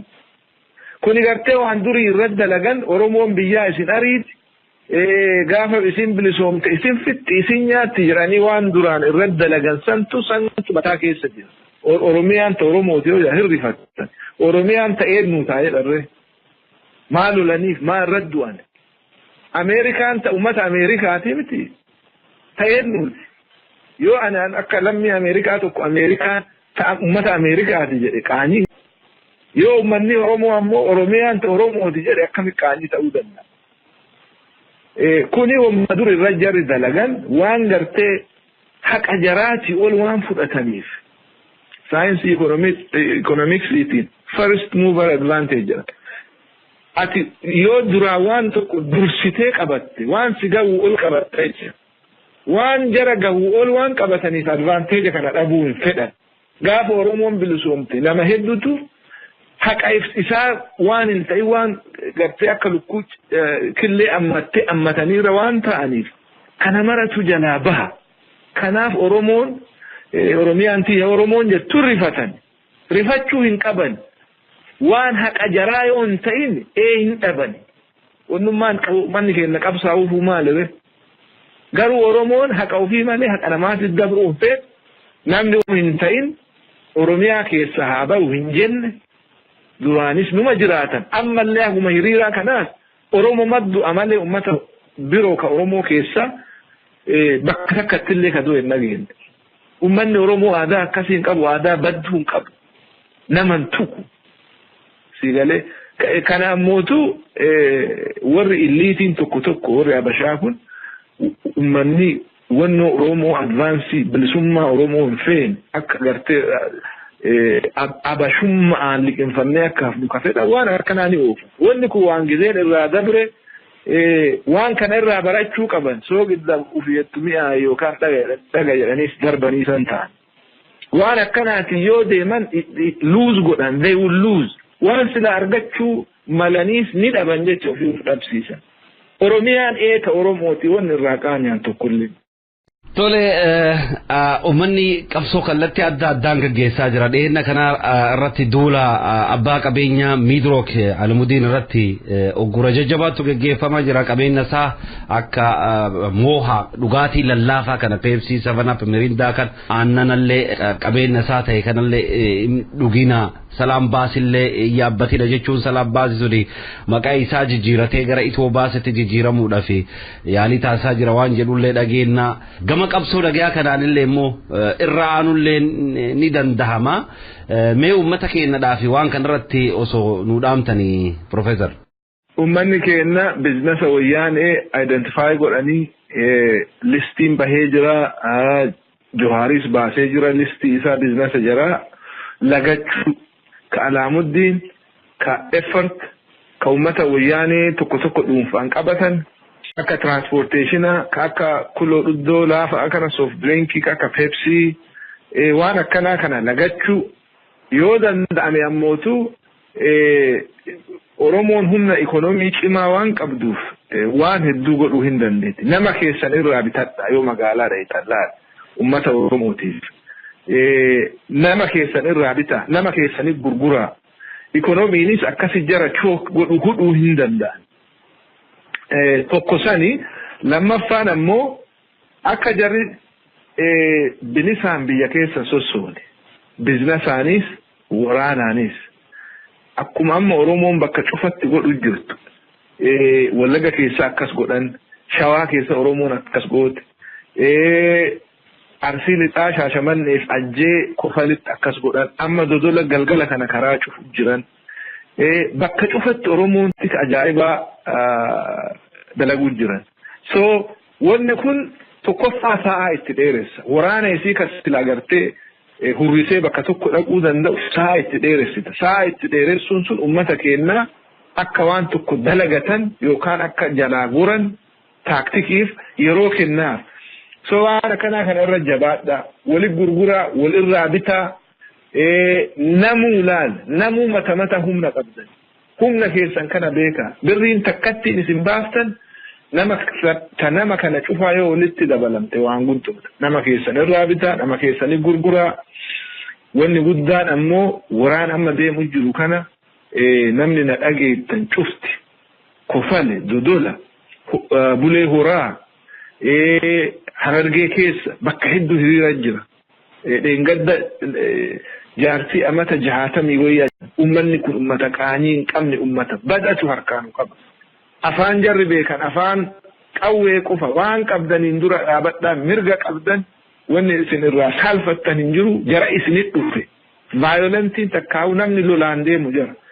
Jabaadhaa ofirraa qola ofirraa faccisaa waan qabdaniin warri sibiila qabdan yeroon amma baasa ummata keessan dhaqqabaa nama keenya fixu jiran dhiigatu jigu jira galgala kan amma Kofaleen nama 5 oltu du'e ka beeka bakka cufatti Harargee keessa namni du'e Wallagga Shawaa dhiigni Oromoo bakka cufatti jigu jira dhiiroo waan dandeettaniin birmadhaa jabaadhaa isiniin jedha.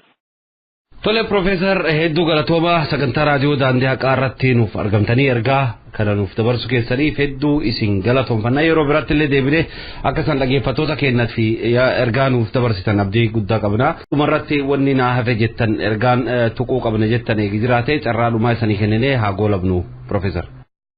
Galatooma raadiyoo daandii haqaa carraa kana naa kennuu keessaniif wanni dhumatti jedhu wama duraan jedhe irra deebi'aa uummanni keenya lolatti jira waraana nubbanamee jira namni qawwee lafaa ol kaasuu dandeettu cufti namni dhagaa darbuu dandeettu cufti amma ijoollee amata 10 fa karaa irra kafiiddu arge namni gartee dhukkubsataa mana ciisu yoo hin ta'in murmadhaa baya waan qabdaniin gad baya murmadhaa Oromoo namni an Oromoo jedhu cufti kaabaa kibbatti dhihaa bahatti yeroon amma walirratti eegina yoo isin magaalaa tokko seentu warri magaalaa kaaniin taa'ina karaa cufaa amma kara Baalee kana karaa cufaa washatti cufaa bakka mara cufaa akka isin biyya keessan deemu sibiila warri qabda warri awwaaltanii sibiila guyyaa tokko warri kun fayyada ittanii lafaa qabdan amma yeroon baasa kun self defense ofirraa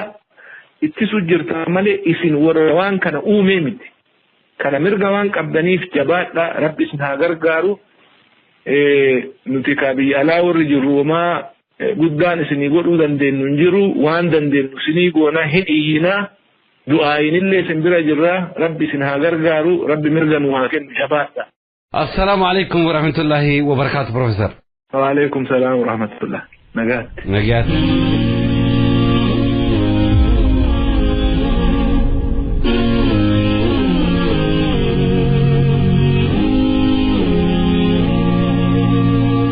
kabajamtoota dhaggeeffattoota hordoftoota keenya sagantaan keenya ammas itti fufee jira kanattaan sudhaan qophiin keenya gaafiif deebii marsaa 8ffaa qabannee isiniif dhiyaannee jirra. Osoo gaafiif deebii marsaa 8ffaatti hin ce'in dura obboleewwan keenya gaafii marsaa 7ffaa guutummaan guututti deebisan maqaa isaanii isiniif yaamna. Tokkoffaa Alfunuur Muhammad Kaartuum Suudaan irraa, Muhammad Ahmad Suudaan Kaartuum irraa, Fawzaan Hamzaa godina Harargee Bahaa aanaa Haramayaa Daamotarraa, Arfaffaa Rijaalee Said Omaan irraa, Shanaffaa Khalid Abdul Jabbar Saudi Arabiyaa Makkarraayi. محمد عبدو سعود عربية رياض را أجايبا سيف الدين دبي را ليلى سيد أومان را مومنا عباديغا جدة را ماري كبدم توتا فدقى فتوتا هردفتوتا كينا غافين تربان دربي مالفاي توري غافيف ديبي سا أكار مانغريتي سيادة چيفنا تغنتا غافيف ديبي كتا تربوفا كيست غافين توقفاني سنغافن قرين فلا بربادو حواسا مسلمة bakkoota mootummaa wajjiidhaan deebiidhumaa dhagahuudhaaf yeroon itti beellamaman guyyaa kamittiidha kan jedhu ture gurraan dhala 26,2004 deebiin isaa. Gaafiin lammaffaa miseensota koree fala barbaadduu hawaasa muslimaa fi obboleewwan keenya koree keenya wajjiin himatamanii mana hidhaa keessa turan keessaa kan kitaaba maxxansan meeqadha kan jedhudha. Deebiin isaa 3. إسانيس أستاذ أحمد الدين جبل أستاذ ياسين نورو أستاذ بدرو حسين أستاذ أحمد الدين جبل كتاب فرعون فكينيمتي موتما أبا إرّي كتاب جروفي كتاب نفاق أفي منافق جرو كتابو تكلمين من هيدا كيس تائي نوف برّيسي قوتي جبيكا سينا أستاذ أحمد الدين جبل لما فانمو أستاذ ياسين نورو إنس كتابة لما من هيدا كيسة تائي برّيسي كتابون إني برّيسس يهيوت جبهين أسمر كنجرو في كتوحيد أدماس كنجرو دا إني سدفانمو أستاذ بدرو حسين كتاب يمتكت قدانا جلو برّيسي هواسك النف من هيدا را برّيساني هواسك النف قماتشانير ما شاء الله قافين سدفانمو رسول كنا عليه الصلاة والسلام فداك بأبي وأمي كان جدنين إنون تري كان جدودا إيجن ديبني سعد ابن أبي وقاص رضي الله عنه ربي وجي سا خيري هندرها جالته سعد ابن أبي وقاص دول أهود قبال مسلمتون أدففج آنت مشركون رسول كينيا صلى الله عليه وسلم أجيسو فيرو في غافرانيت إيان هليلا دينوتني رسول برأك كان لك قبلي جبات جبا يرو تاسا تريتي سينا قدا يرو دلقا تريتي دا رسول لكينا صلى الله عليه وسلم هليل يا سعاد أبا فاتيكو فداسي فاتانو كان جدانين سعاد ابن أبي وقاس تري كبجم توتا فلقى فتوتا هردفتوتا كينا هرمانان كيسا نكان مغمتشي سنما بونسا sagantaa gaafiif deebii kutaa 8ffat isin ceesifna obboleettiin keenya asli sagantaa gaafiif deebii kutaa 8ffaa tokkoffaa koree keenya wajjin hidhamee bilisaan hiikamee booda abbaan alangaa oliyyannoo irratti gaafate inni bakka hin jirretti obboleessi keenya waggaa 15tti murteeffame eenyu jedhama. Irran deebi'a. Koree keenya wajjin hidhamee bilisaan eegii hiikamee booda abbaan alangaa oliyyannoo irratti gaafatee inni bakka hin jirretti kan waggaan 15 irratti murteeffame obboleessi keenya eenyu jedhama. Gaaffiin lammaffaan miseensota koree fala barbaadduu hawaasa musliimaa hin hidhamin keessaa 3 nuuf barreessaa yookaan nuuf ibsaa. Irran deebi'a. Miseensota koree fala barbaadduu hawaasa musliimaa hin hidhamin keessaa 3 nuuf ibsaa yookaan nuuf barreessaa. Sadaffaa Alquddus weerartoota masqalaa irraa bilisa gootichi waraanaa Kurdii baase eenyu jedhama. Irran deebi'a. Alquddus weerartoota masqalaa irraa bilisa gootichi waraana Kurdii baase eenyu jedhamaadha. Egaa akkuma barame dhaggeeffattoota keenya deebii keessan sararuma barameen nuuf ergaa yookaan nuuf ibsaa isiniin jenna. Obboleewwan keenya ammas deebii keessan guutuu akkuma baratame nu deebisaa. Carraa gaarii isiniif haa ta'u, carraa gaarii isiniif hawwina. Obboleewwan keenya deebii guutuu deebiftanii fi haala wayitaawaa hojiidhaan nashiida deemuu isin affeerra. Nashiidaan kunis gootota kofelee kan jettudha. Turtiin keessan nufaan haa ta'u. Maaftu kamaa islaamummaan koo maafu bamaa egaa lammeen koo maaftu bamaa madrasaan koo maaftu bamaa egaa masjidni koo maaliif maaliif maaliif maaliif maaliif maa jallisaa fitnaa tana hunda arkaa hin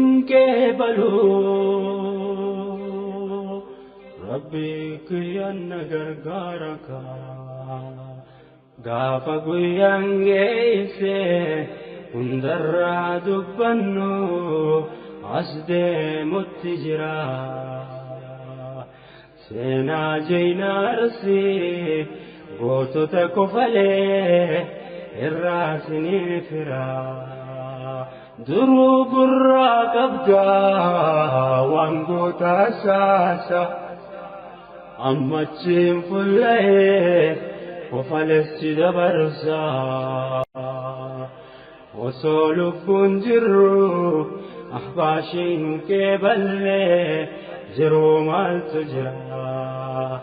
Lafeenu caccabsaa dhiiga keenya jiisaa foon keenya ciccira. Qoodaddaa jiraddaa akka feetan godhaa fudhaa walii firaa. Garuu diinii keenya isiniin kenninu rabbitu nuuf jira jechuun iftumsanii diiniif dhaabbatanii jaynummaa isaanii dhugaan mul'isanii karaa islaamummaa irratti lubbuu wareeganii dhugaa argine gootota kofalee dhugaa argine jaynoota kofalee siifi maacaqasii gurra naaf ergisii seenaa goota arsii siifi maacaqasii gurra naaf ergisii seenaa goota arsii. Gaafni nileef lammii weeraree hunda gabroonfatu arsii yoom danda'e beeki arsiin jabdu duuba malaan cabsee duuba na bitatee harmaaf harka muraan olee eentu irraanfatee. arralee nu dhufee Junayd ergatee habaashiin hin jirtu Abdallaa Hararii ulamaa jabaadha jechuudhaan dubbate keenyumaan nu sobuu dura meeyfate tankalee dabarte suni hoomaan joyte ergamaan baranaa sablina mudate wayyaanin namaan yoomiin sigalfate ammas diinii cabsuuf arsii mi'eeyfate angoorra kaayate ulamaa'eenya shororkaadhaan hime ibiddatti shiduuf gamaarsii deeme hidaa ulamaa'ii arsiin yoomee hame ulamaa'ii olchee ifi wareegame kuni seenaa guddaa yoomuun dagatamu galmaa'eetti taa'a galmee hin haqamu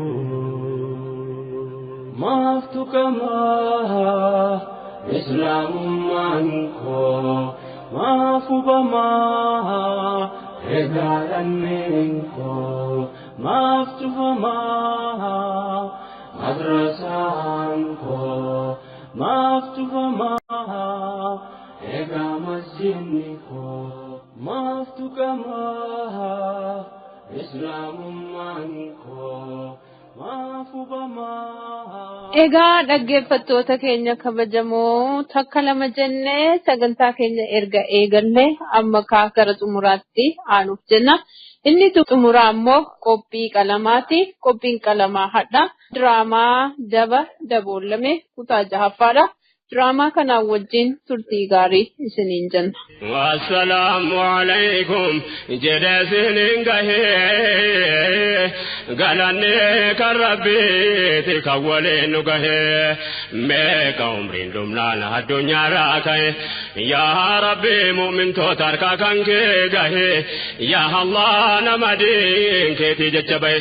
Qophii qalamaa birri wanni rabbii qalama ableen qalamaatis qalama dhugaa qalamaan deeggarree dara qalamaan mormina kurtiin qalamaa torbaanitti al tokko isiniif dhiyaatti qabxiilee adda addaa of keessatti hammatti diraamaa walaloo asoosama walumaa galattuu hogbaruudhaan haasofnaa toltuu wal ajajnee hamtuurraa wal dhowwina kaayyoon keenya barsiisaa buhaarsu buhaarsaas barsiisu marti keenya reediyoo daandii haqaa haa caqasu.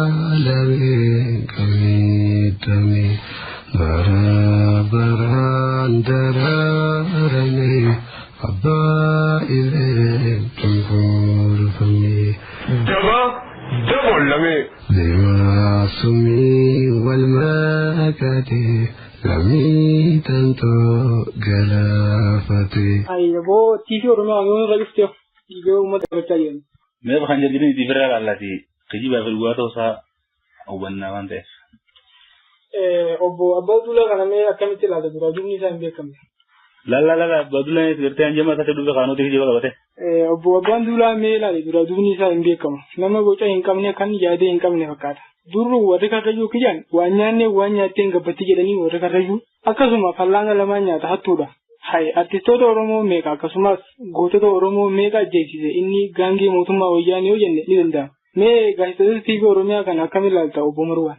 intala takka tammana bunaa keessa galaytu tanqaameesii gurgurtee biddeenaaf jettu fakkaatan akkasuma namni boruu fi fuudhamuu ta'u kan fiidhaan isa eeggatu akkamiin nama du'e hin duune jee mormuu danda'a. Bo ustaduma senta salamtallee kan jenne bo maali salamtaa jette ammas akka duraanitti mana das deebina sin jedhani na shikkitanii uma anummanni Oromoo kun na gaddisiisan maal biyyotte waan isaan ilaallanneef wareena wama du'ee kafallajaanii kanatti miidhuu isaanii fajjiisuu isaanii kun rakkoodha. Laga xaafoo laga xaafii sulultaa gabbataa nuti karaa hunda maaltu nu galte bikki nuti jirru nuti Finfinnee naawoo hangii fagaannee jiru kiiloomeetira 500 kanaafuu nuti siifuu haras jirra maaltu chiifi nu yaadde isaa buleeyyan. Yaa godha bosuma mee wayin si fidama. Minilik gaafa Arsii weeraru Oromoon baadiyyaa itti hin dirmanne. Akkasumas gaafa ituu cabsee callifnee itti ilaallee dabaree eeggatee afran qallootis weerare. Lubbuu meeqa balleesse. Yeroo mara seenaan Oromoo ni yaadata. Harma muraa fi harka muraan aanolee fi calanqoo gudaannisa seenaa Oromoon hin daganne. Kanaafuu Oromoon roorroo walirratti laaluu hin qabnu. Walitti dhimma qabnu. Ibiddi ollaa keetitti hogguu qabate karaa keetitti deemuun isaan oolu. Qilleensi babal'isee gara mana keetittis dabarsaa. Hanqa ibiddi si gubu eeguun qabdu. Ati kamiyyuu adda ati loon ta'uuf baramu waanuma lamaatti hafe gaafuma fi dalluu qofa hin qabne jechuudha. Ammaan akka isin naarrasitaniif hin dhufne beekte. Ammaas dhimmi kun nu laallatu. Dhugaadha loon miila lamaa ni danda'a. Kaakaabamoo kaakaan jiraanna.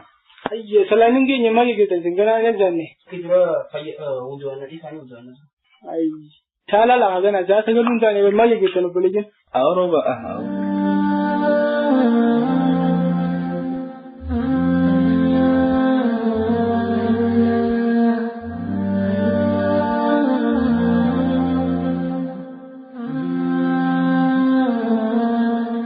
Bosuman duraan akkanan turreeti maal taatee gamaneedhaa siin ta'an akka kilabii hoyyaan itti taphattuu si bitani wallahi maatirii bu'aadaa isheen akkasi dabarsan kanaafuu ati shakkina jedhamti firra. Ajjab paartii Oromoo na dhagaya Oromoo gaafaan mana hidhaa jiru tokko namni isin keessaa na gaafate ni jira. Kana malees agaaziileen koshoroo isin nyaattu naa cabsee akkasumas shimallis isin basaasa maarra jettaniin kun mirindaa naa fidee abooladii naa fidee muuzaa fi daabboo naa fidee dhufee na gaafate. Isin yooma harkuma duwwaa dhuftanii na laaltan. Awoo isinmoo firraa wal argine baa. Awoo sabboona Usman qabsawa akkasiin jaanii fi amtafa. Awoo yoo Usmaanuu bilisummaan nu dhufte hallayyaa deetu. Deema koo fayyadu Oromoo nama biyya bilisoomsu hedduu qabjiraati jira. Qeerroo si qofaa koo deema koo fayyadu fa'a. Dhabi Usman keenya nutillee garuu dhufneeti gaafachuudhaaf yeroo hedduu naannoo sanitti argamne. Ammoo rakkoocha keessaa wal qabateen ol seenuudhaaf nuuf hin ayyamanii san qofa osoo hin ta'in namni nurra ta'an obboleen teetillee nyaata yeroo baay'ee si fiddee nyaanni silaasiin si fidduu silleen si bira ga'uu dhabee ture. Maaliif jennaan akka namni silaale isaanii malee nuti yeroo hedduu anillee silaaluudhaaf harka hin deemeetu jira. Atuu himee dakaraa kana malee nyaattanii waan biraa silaa kan nyaatan taate namni firootee waan dhufa waan ta'eef kanaafuu kun rakkoo keenya osoo hin ta'in nuti yeroo baay'ee silaaluu achi deddeebinee kun haaluma gartee isaan irraa ka'eeni mudate malee nuti hammeenya isaan hin qabu. Usman nuti dhabnee lammisa tokko si dhabna akkuma marwaan jajjeetti nuti bishaan boombaallee dhiisan aayilaandii illee siif deemu ture garuu poolisichi mootummaa wayyaa inni irraa fuudhee dhufe mataa isaatiif akkaan siif hin geessine jee. Kan nuti takkaa si dagannee hin beeknu kun shira mootummaa wayyaanee yaadde akka nuti walitti hammaannee bataa jennee nama adda adda wal qoonnee wal shakkinu kun bilisummaa keenya gufuu ta'uu isaaniiti malee nuti si irraanfannee deemu obboleessa kee. Dhiisaa wali beeknee jiraan ganaa wajji taa'uun kiyya dhiifama ammaan dura wayiga wali beeknee ammaan dura wayisattuu wal arginaan dhiisaa. Nageetti deeme. Ati reefu nunu bannee reeban akka nurraa ka'u tooftaa jira sana nu jira. Bara anis barreeffam kana wanni sanjiif salaanni gee osoo hin ta'in amuudhaa kana waan itti hubadheetin jennaan takka ilma abbaan kaabineeti amuudhaa irraa amantiin qabu. Kanaafuu nama lafa waltee muka hojii Oromoo jenne saniif hin barre akkasitti sistamaan isin bira haase. Amuudhaa kana kootu saniif hin taabar sabooti eenyu amallee eenyu hojii karaa eenyu hojii qabsoon eenyu hojii bilisummaa teenyaaf yaadna. Amma akkuma beekamutti hawaasni isin dhimmisu mucaan falfalaan illee nurraa hutee jira. Ammoo inni takka wanni beekuu qabnuu fi tan godhuu qabnus jechuudha. Hiriira guruu kana ilaalchite. Karaalee ittiin hiriirri kun gaggeeffamu keessaa wanni jajjabeenya nuu ta'u. Namni cufti dhaabbannoo dhageessisuu fi hiriira irratti hirmaachuu qofa osoo hin ta'in karaalee gartee negatiivii keenyaatis beeynee eenyu kaameraa kan kaasuu fi eenyu qabeenya nama akka mancaasaa jirus kanas hubachuun nurratti dirqama. Maaliif jennaan uummanni Oromoo saba bal'aadha. Gaafiin isaan gaafachaa jiran gaafii mirgaati. Gaafiin mirgaa immoo qabeenya hawaasaa hin balleessu. Isaan amma kana ilmaanuma kaabineetii fi kaabinootaatu nu fakkaatee jechuudha. Nu wajjin dhaaddachaa kaameraa nu kaasu. Booda kaameraa na keessa gartee xiinxala gartee fuula keenya barbaaduudhaaf jechaaf. Kana godhan waan ta'eef bakka kana likkitti hubannee laallee uummata kaameraa kaasu kanas qaama keenya moo qaama keenya ala jechuu addaan baafannee karaa kanaan yoo deebine gaarii nafa. Maaliif jennaan dabalata ammas namootaan mana amantii balleessuu fi saamichaaf haala mijeeffatan qabeenya hawaasaa jechuudha. Nuti kabaaneef mana amantii balleessuu manni amantii mana keenya balleessuu hin qabnu qabeenyis qabeenya uummata keenyaati qabeenya keenyas balleessuu hin qabnu kun immoo kaballeeffamuu fi kaballeessus warra gartee miidiyaa isaaniitiif haala mijeessuudhaaf kana balleessanii hawaasaatu godhee jedhanii booda miidiyaadhaan uummataaf as baasuudhaaf waan isaanis hayyoo qabaniif kana likkitti firraa yoo qabna. Balleessaa biyya akkuma dubbachuuf yaaltetti kanarratti ammas wanni dabalataa wanni nuti godhuu qabnu booda guyyaa silaayitii dabarsan nama hanga tokko hakkanii fi poolisoonni mootummaa wayyaanillee xiyyeeffannaa irratti hin geessineef yuunifoormii qopheessinee fi uummata irraa jechuudha. Miseensa keenya irraa yuunifoormii uffatanii uleellee takka takka irra qabatanii uffata poolisaa uffatanii ulee irra qabatanii nama viidiyoo nu kaasu yookaan kan akka nurraa eegani kan dhiyeenya kana kan erge uummata ijoollee fuula dura viidiyoo kaasan kan erge sana immoo basaasa mootummaa wayyaanee ta'uu danda'a. Kanaafuu akka kana hiriira keenyaan hiriira nagaa ta'u nama waa cabsan namni nu saaxilu qaama keenya irra ta'uu qaban jedhan. Akkasumas yoo takka lamatti ijaanee karaa isaan konkolaataan dhufu kana daandii konkolaataan dhufu kana dhagaa qofa guuruu osoo hin ta'in waan nama mucacaachisa kanneen akka qoonxar, hoomacha fi waan muuza illee kana itti goonee akka makiinaan isaanii illee konkolaataan isaanii garagalu fa'aa kana faayata kana fa'aallee osoo itti ijaanee bareedaadha jechuudha. Yaada buleessa kiyyeessan haasisan akkanatti naaf hubadhaa. Karaalee konkolaataan itti seensuun akkasitti firraa itti suusan wanni kaafneef takkafa waraanni kun hidhannoodha qaba meeshaa waraanaatiin guutamee deema. Saniifuu nuti kattiin qabsoota inni gaggeessaa jirru iftara qofa waan ta'eef humna isaan dura dhaabbannoo waan hin qabneef carraan nuti qabnu karaalee konkolaataa kana ifirraa cufuu maal jennaan firraa cufuu waan ta'eef konkolaataa iyyuu garagalees garuu garagaluu konkolaataa illee gadi hin qabnu maaliif qabeenya keenya waan ta'eef saniifuu immoo karaa kana akkasitti barzaayii fa'aa jiisnee dhagaalee gurguddaa fa'aa karaa irratti bororsinee akkasitti fageenyatti jechuun osoo if jala buunee fageenyatti karaalee konkolaataa irraa cufuun waan gartee mormii teenya karaa nu mijeessuuf itti aansee immoo dabalataa summii aaraatis uummanni agaazii ni darbatan kanaafis wanni fala ta'een jira hoggaaniif isaan summii aaraa san darbatan hawaasni keenya bishaan qabatee bo'uu qaba ammas dabalata carqii jiifatee bishaaniin harkatti qabachuu qaba hoggaa aarri sun dhukkee tasuma san uggatan funyaanitti qabate taanaan achi booda seenus waata rakkoo uumuu waan hin dandeenyeef kanas godhuu qaban dabalatan ammas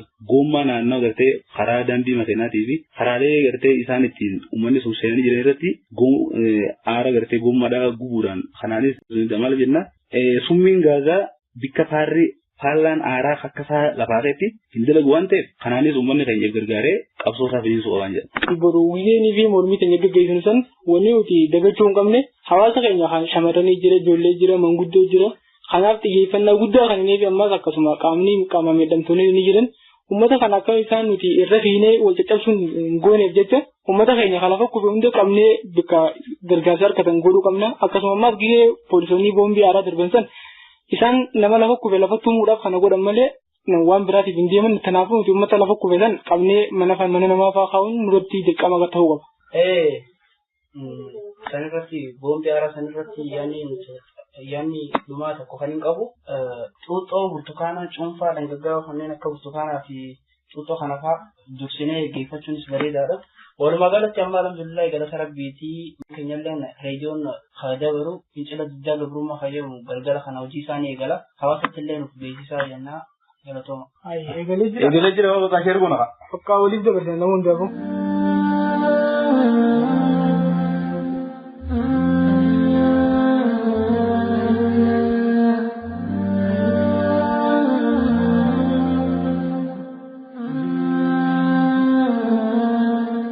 reediyoo san tuubanaa reediyoo san dhufe kun sagantaa reediyoo fincila diddaa gabrummaati. Sagaleen reediyoo fincila diddaa gabrummaa odeeffannoo waqtaawaa hawaasaaf dabarsama. Kan isin keessummeessu aan obboleessa keessan injifannoo Nasriiti. Nama oduutiin immoo obboleettiin teenya biqiltuu bilisummaa nu waliin jiru. Oduu sa'aatii kana wajjin turtii gaarii.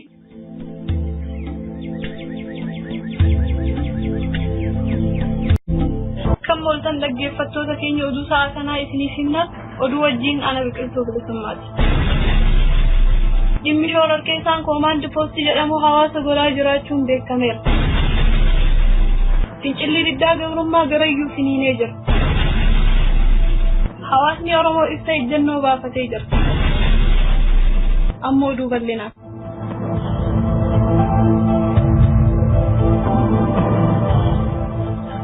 Humni shororkeessaan koomaandi poostii jedhamu hawaasa goolaa jiraachuun dhagahame. Humni badii kun hawaasa irratti tarkaanfii jilmaan fudhachaa jira. Musliimoonni salaataa fi qaraatiidhaaf gara masjiidaa deemanillee jalaa bahuu hin dandeenye. akkasumas humni badii kun safuu aadaa fi hawaasaa balleessaa kan jiru yoggaa ta'u naamusa shamarraniis cabsaa akka jiru mirkanaa'e. Hayyoonni Oromootii fi aalimman akka gorsaa jiranitti haadha abbaan ijoollee shamarranii ta'aa malee akka hin erganne dhaaman. Kaanfiin raayyaa ittisa biyyattii agaaziidhaan Oromiyaa keessatti fudhatamaa jiran sadarkaa duraatti kan miidhaa jiran daa'immanii fi shamarran. Kanaaf if eeggannaa barbaachisaa akka gootan isin hubachiifna.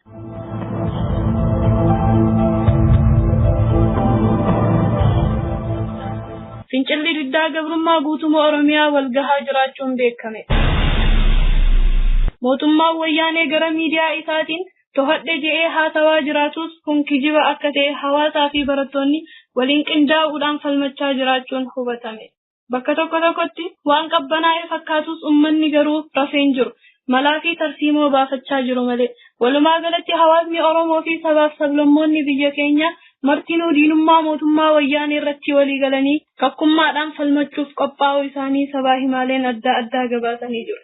Hawaasni Oromoo ibsa ejjennoo baafatee ibsa ejjennoo garaagaraa kan nuuf du'u injifannoo Nasri. Dhaggeeffattoota keenya kabajamoo oduu har'aaf qabannee isiniif dhiyaanne kanumaan goolabna qophiilee keenya hafa wajjin turtii gaarii.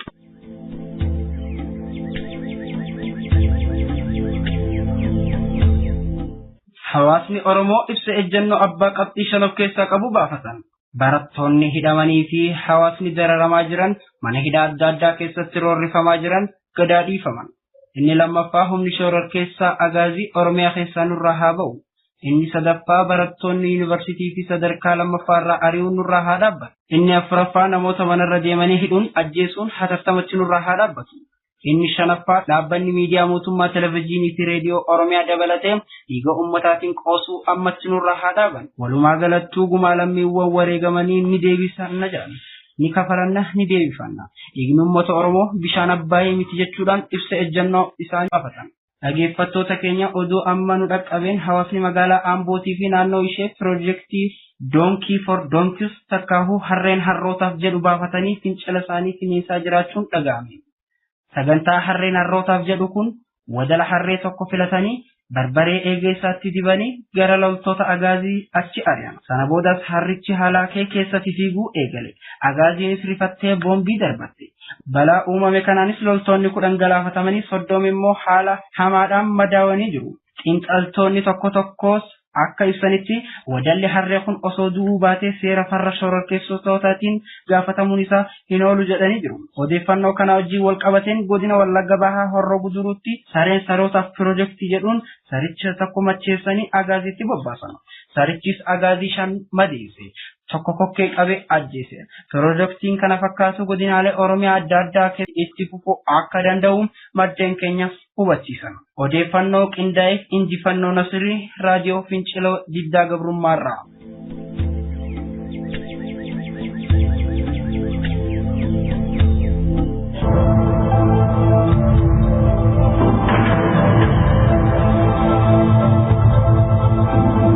kabajamtootaaf dhaggeeffattootaa hordoftoota keenya sagantaa keenya tokko lama jennee jalqabnee kuno sagantaa keenya gama goolabuutti dhaqqabnee jirra. Alhamdulillahi rabbil alamin warra sagantaa guyyaa boriitti walitti deebi'ullee rabbi nu haa taasisu jenna. Sagantaa keenya osoo hin goolabiniin dura mata dureewwan oduu isin dhageessifna.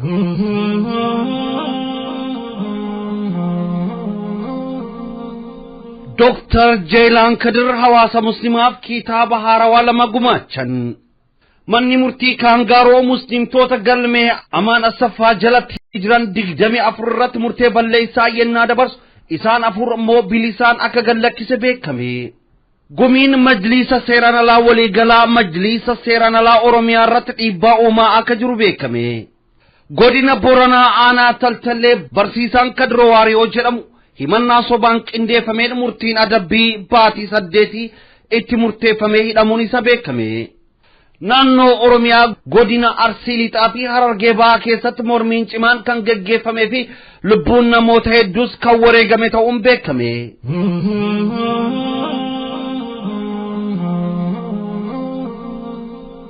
Egaa dhaggeeffattoota keenya kabajamoo sagantaa keenya hadhaa goolabuuf jenna. Yaada keessan sagantaa keenya hadhaa irra qabdanii akkuma barame gama Facebookii keenyaatiif gama WhatsAppii keenyaatiif nuun ga'uu hin dagatina. Yaanni isin nuuf kennitanii dadhabinni fi ciminni isin nuuf kennitan nu jajjabeessaa akka fooyyessinus nu taasisa. Kanaaf galatoomaa jecha egaa walumaa galatti sagantaan keenya kan guyyaa har'aa kana fakkaata. Kan qopheessinee isinii wajjin turre obboleessa keenya Hamzaa Booranaa fi anis Aslii Oromiyaati. Sagantaan keenya har'aa asirratti goolabama. والسلام عليكم ورحمة الله وبركاته.